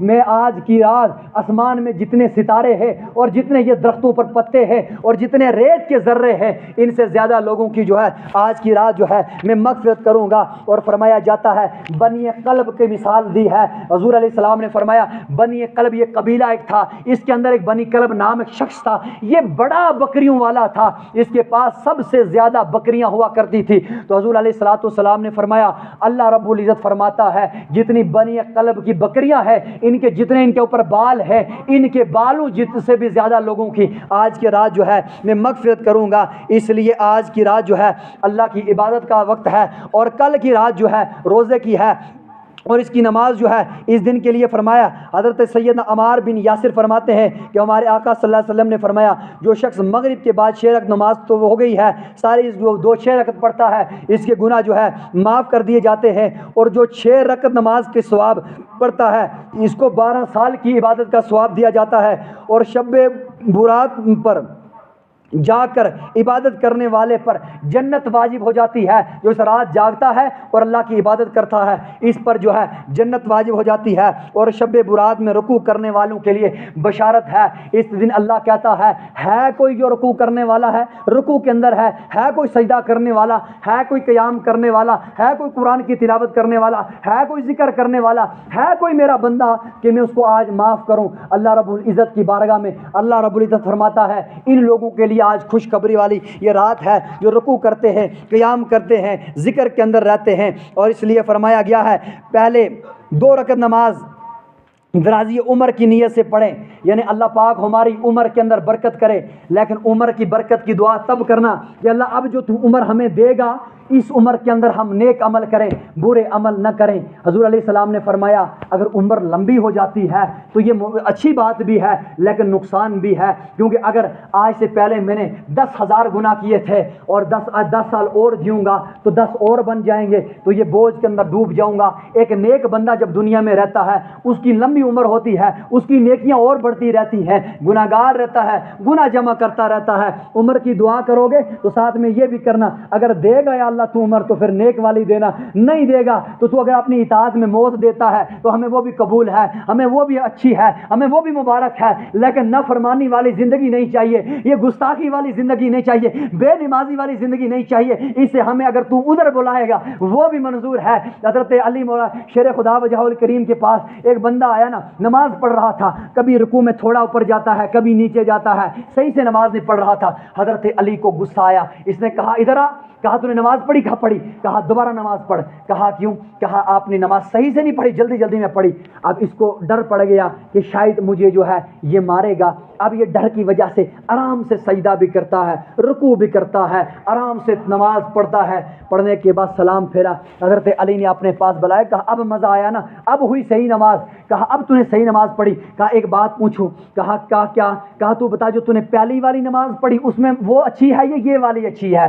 اس نے کہا حضرت علی اگر مجھے آپ ماریں گے نہیں تو میں آپ کو بتا دیتا۔ کہا نہیں ماروں گا، بتاؤ۔ کہا وہ پہلی والی اچھی ہے۔ کہا کیوں؟ کہا جو اب والی پڑھی بڑی آرام سے پڑھی مگر پڑھی ڈنڈے کی وجہ سے، جو پہلی پڑھی تھی نا وہ اپنی مرضی سے پڑھی، جو اپنی سے پڑھی جائے وہ اچھی ہے، جو ڈنڈے سے پڑھی جائے اس کا فائدہ نہیں ہے۔ آتے ہو تو مزے سے آؤ، راضی اللہ کو کرنے آؤ، خوشی سے اپنے رب کے پاس آؤ، کیونکہ رب سنتا ہے، دلوں کی فریاد سنتا ہے۔ اللہ کے پاس آؤ تو بڑے محبت سے آؤ، اخلاق سے آؤ، پیار سے آؤ، یہ آنا بڑا اس کو پسند آتا ہے۔ ڈنڈے سے آنا سے کوئی فائدہ نہیں ہے، پڑھتے ہو تو مرضی سے پڑھو، ڈنڈے والی نماز نہ پڑھو۔ اور فرمایا پھر 2 رکعت نماز پڑھو، اس کے اندر رزق کی اللہ سے درخواست کرو، اللہ مجھے حلال رزق دے، میرے رزق میں برکت کر دے، میرے مال تجارت میں برکت کر دے۔ اس کے بعد 2 رکعت نماز جو ہے وہ اس نیت سے پڑھو کہ دوزخ سے اللہ پاک پناہ دے دے، نجات دے دے، ورنہ دوزخ میں جلنا پڑے گا، اس نیت سے جو ہے پڑھے۔ پھر 2 رکعت نماز پڑھی جائیں، پھر بخشش کی نیت سے پڑھی جائیں، اللہ ہمارے عیبوں کو، ہماری خطاؤں کو جو ہے معاف پڑھے۔ اور اس کے بعد 2 رکعت نماز پڑھو، اس کی نیت یہ ہے کہ اللہ پاک ہمارا خاتمہ جو ہے، ہماری موت جو ہے وہ ایمان پر کرے۔ اب وقت اتنا نہیں رہا، نہیں تو میں آپ کو بتاتا کہ اللہ کے ایسے ایسے بندے بھی ہیں کتابوں میں گزرے ہیں۔ ایک بندے کا آتا ہے کہ 40 سال موزن رہا ہے مشہد کا، اور 40 سال کے بعد کفر پر خاتمہ ہوا ہے۔ ایسے بے شمار بندے ہیں جن کو اللہ پاک نے بڑی سال عبادت کی، نہ جانے کون سا عمل اس کو نہ پسند آیا، اس نے اس کی عبادت نہیں دیکھی، وہ تو دلوں کے حال جانتا ہے۔ نہ جانے ایسا ہو ہماری یہ عبادتیں اللہ کو پسند ہیں یا نہیں ہیں، ہماری نمازیں اللہ کو پسند ہیں یا نہیں ہیں، ہمارے سجدے کیسے ہیں یا کیسے نہیں ہیں۔ تو اللہ سے ڈرو کہ اللہ ہماری موت جو ہے وہ ایمان پر کرنا، کیونکہ کل حضور علیہ السلام نے فرمایا قیامت کا جب میدان برپا ہوگا یہ ساری نمازیں، یہ عمل، یہ ساری چیزیں فرشتوں نے کتاب میں لکھی ہوگی، اللہ کی بارگاہ میں پیش کریں گے۔ رب کریم فرمائے گا نہ مجھے اس کتاب کی کوئی ضرورت نہیں ہے، اس کو اپنے پاس رکھو، میں تمہیں دیتا ہوں، یہ کتاب لے کر جاؤ، اس کے مطابق اس کو حساب ہوگا، اس کے مطابق اس کو جنت اور دوزخ ہوگی۔ تو اس وقت فرشتے عرض کریں گے مولا ہم نے جھوٹ اس میں کچھ نہیں لکھا ہے، جو اس نے کیا وہی لکھا ہے۔ رب کریم فرمائے گا آپ نے تو غلط نہیں لکھا، لیکن آپ نے وہ لکھا جو نماز اس نے مجھے راضی کرنے کے لیے پڑھی وہ بھی آپ نے لکھ دی ہے، اور جو نماز اس نے لوگوں کو دکھانے کے لیے پڑھی آپ نے وہ بھی لکھ دی ہے، جو مال اس نے میرے راہ میں خرچ کیا مجھے دکھانے کے لیے وہ بھی لکھا، جو لوگوں کو سخی دکھانے کے لیے کیا وہ بھی لکھا ہے۔ لہذا تمہاری کتاب میں یہ ہے، میری کتاب میں یہ نہیں ہے، میری کتاب میں وہی عمل ہے جو میرے لیے کیا ہے، جو دوسروں کے لیے کیا یہ جانے وہ جانے، جن کے لیے کیا ان سے حساب لو۔ لوگوں ہم کل قیامت کے دن ہماری نمازیں منہ پر پھینکی جائیں گی، ہمارا عمل، ہماری نمازیں، ہمارا ذکر اگر لوگوں کو دکھانے کی نیت سے ہوا تو برباد ہو جائے گا، ہلاک ہو جائے گا، اس طرح سے میرے آقا صلی اللہ علیہ وسلم کا اپنا معمول یہ تھا، طریقہ یہ تھا، سادے کپڑے لگاؤ، سادہ لباس لگاؤ، ایسا نہ ہو کہ تمہارے لباس کے اندر ریاکاری ہو، اس نیت پیدا ہو جائے کہ میرا لباس اس سے اچھا ہے، یہ بھی ریاکاری ہے۔ میرے آقا نے فرمایا، ایک بندے کے بارے میں فرمایا ہے، وہ لباس اچھا ڈالتا تھا، ریاکاری کرتا تھا، اس کی وجہ سے وہ زمین میں دس گیا ہے۔ ایک بندہ تکبر کی وجہ سے پاجامہ نیچے لٹکاتا تھا، وہ جو ہے بٹک چکا ہے، وہ جو ہے زمین میں پھنس چکا ہے۔ بہت سارے لوگ ایسے ہیں جن کو زمین نے اپنے اندر ہضم کر لیا ہے۔ اس لیے اللہ کے آگے عاجزی اللہ کو بہت پسند ہے، انکساری اللہ کو بہت پسند ہے۔ اللہ کے سامنے بالکل جھک جاؤ، اپنے آپ کو اس حال میں جانو۔ اور تقویٰ اور پرہیزگار لوگوں کی سب سے بڑی پہچان یہ ہے، ان کو کہو تم گناہ گار ہو، ہاں میں گناہ گار ہوں۔ کوئی کہے وہ شرابی، ہاں میں شرابی ہوں۔ کوئی کہے زانی، ہاں زانی ہوں۔ کوئی کہے تیری نماز اچھی نہیں، ہاں میری نماز اچھی نہیں۔ کوئی کہے تو جاہل، ہاں میں جاہل ہوں۔ کوئی کچھ کہے، الحمدللہ الحمدللہ، ہر بات پر الحمدللہ الحمدللہ علی کل حال، اللہ کا ہر حال میں شکر کرتے جاؤ، ہر حال میں اللہ کا شکر ادا کرتے جاؤ۔ تم دنیا میں اجر کی تلاش نہ کرو کہ میں نے اچھا عمل کیا، لوگوں نے برا کر دیا، میں نے یہ محنت کی، اس کا رزلٹ یہ آیا۔ دنیا سے رزلٹ مت مانگو، دنیا سے اپنی محنت کی صلاح مانگو، اللہ سے مانگو۔ اللہ جب دے گا تو عیش اور عشرت سے دے گا، اور جب دے گا تو لینے والے کو بھی مزہ آ جائے گا۔ تو اس لیے جب مانگو گے تو یہ دعا، اور یہ سب سے امپارٹنٹ نفل یہ ہے کہ اللہ سے مانگا جائے، اللہ دو نفل پڑھ کے، اے اللہ ہماری جب موت ہو تو ایمان پر ہو، اور دوسرا یہ ہے اللہ ہم سب کو، آج کی بڑی دعا یہ ہے، ہمارے سارا گھر ہمارا، چاہے ہماری بہنیں ہو، ہمارے بھائی ہو، ہمارے بچے ہو، ہماری مایا ہو، جو بھی ہمارے گھر میں ہے، خدا کا واسطہ، اے میرے اللہ تجھے اپنی قدرت کا واسطہ ان سب کو تو نمازی بنا دے، ان کو شریعت کے دائرے کے اندر لیا۔ بس سب سے بڑی دعا یہ ہے، اس سے بڑی اور کیا دعا ہوگی؟ اور فرمایا، اس کے بعد فرمایا کہ حضور علیہ الصلوۃ والسلام کی حضرت عائشہ صدیقہ کی روایت ہے کہ اس دن کے اندر جو ہے، اب شب برات ہے، صبح آنے والی ہے، اپنی جن کی دنیا سے جو بزرگ فوت ہوئے ہیں، ماں ہے، بہن ہے، کوئی بھی ہے، ان کی قبر کی زیارت کی جائے، کیونکہ حضور علیہ الصلوۃ والسلام شعبان کی رات جو ہے حضرت عائشہ کے پاس سے اٹھ گئے۔ حضرت عائشہ تلاش کرنے لگی، حضور علیہ السلام کہاں گئے ہوں گے، تو تھوڑے عرصے کے بعد آئے۔ حضور نے فرمایا، عائشہ تجھے کیا لگتا ہے میں خیانت کروں گا؟ تو میرے آقا حضرت عائشہ نے فرمایا، نہیں آقا، میں تو یہ بات سوچ رہی تھی کہ آپ کسی اور بیوی کے پاس گئے ہوں گے۔ تو حضور علیہ السلام نے فرمایا، میں کسی بیوی کے پاس نہیں گیا تھا، بلکہ میں جنت البقیع کے مزار میں قبرستانوں میں گیا ہوا تھا، اور قبرستان کے اوپر دعا کر کے آیا ہوں۔ اور پھر یہاں تک فرمایا کہ میں نے ان قبرستان کے اندر جب میں گیا، ان قبر والوں کا حال دیکھا، اس میں سے حضور نے بہت ساری قبروں کا ذکر کیا ہے جن کے اندر عذاب ہو رہا تھا، بے شمار سختی ہو رہی تھی، وہ کافی لمبی حدیثیں ہیں۔ تو اللہ کی بارگاہ میں یہی دعا ہے، اللہ ہمارے مردوں کو جو ہے مغفرت کرے، ان کی قبروں کو جو ہے روشن کرے۔ اور دوسری بات یہ ہے، اس رات جو ہے شب برات کے اندر جو ہے مومن جو ہمارے گھروں سے گزرے ہیں، ان کی روح جو ہے وہ ہمارے گھر کے اندر لوٹ کر آتی ہیں، آج وہ ہمارے گھروں پہ واپس آتی ہیں، اللہ سے مہرت لے کر آتی ہیں۔ تو اس دن کا بہتر طریقہ یہ ہے ان کے لیے دعائے خیر کی جائے، اور ذکر اذکار میں جو ہے ان کو یاد کیا جائے۔ اس کے بعد بیٹے کی دعا جو ہے وہ ماں باپ کے بارے میں بھی بڑی قبول ہوتی ہے، اور ماں باپ کی دعا بھی جو ہے بیٹے کے بارے میں قبول ہوتی ہے۔ بیٹے اور باپ میں بڑا فرق ہے۔ ہم اگر بیٹے ہیں، نوجوان ہیں، ہم نافرمان ہیں، ہم گناہ گار ہوتے ہیں، اکثر بیٹوں سے ماں باپ ناراض ہو جاتے ہیں۔ اگر کسی سے بھی اپنا بیٹے سے کوئی ناراض ہے، اپنے بچے سے یا اپنی بچی سے ناراض ہے، بعض لوگوں کی حد یہ ہوتی ہے کہ وہ اتنے زیادہ بچوں سے یا ناراض پڑوسیوں سے ناراض ہو جاتے ہیں کہ وہ یہ بات سمجھتے نہیں، یہ بھی کوئی کام ہے، بچوں کو سلام نہیں کرتے، جاتے نہیں ہیں، اٹھتے نہیں ہیں، بیٹھتے نہیں ہیں، بچے نہیں ہیں۔ جس بچے نے باپ ناراض کیا یا ماں ناراض کی، اس کا تو سوال ہی نہیں ہے، وہ تو اس کا بچتا ہی کچھ نہیں ہے، وہ غرق ہے، وہ ہلاک ہو گیا ہے۔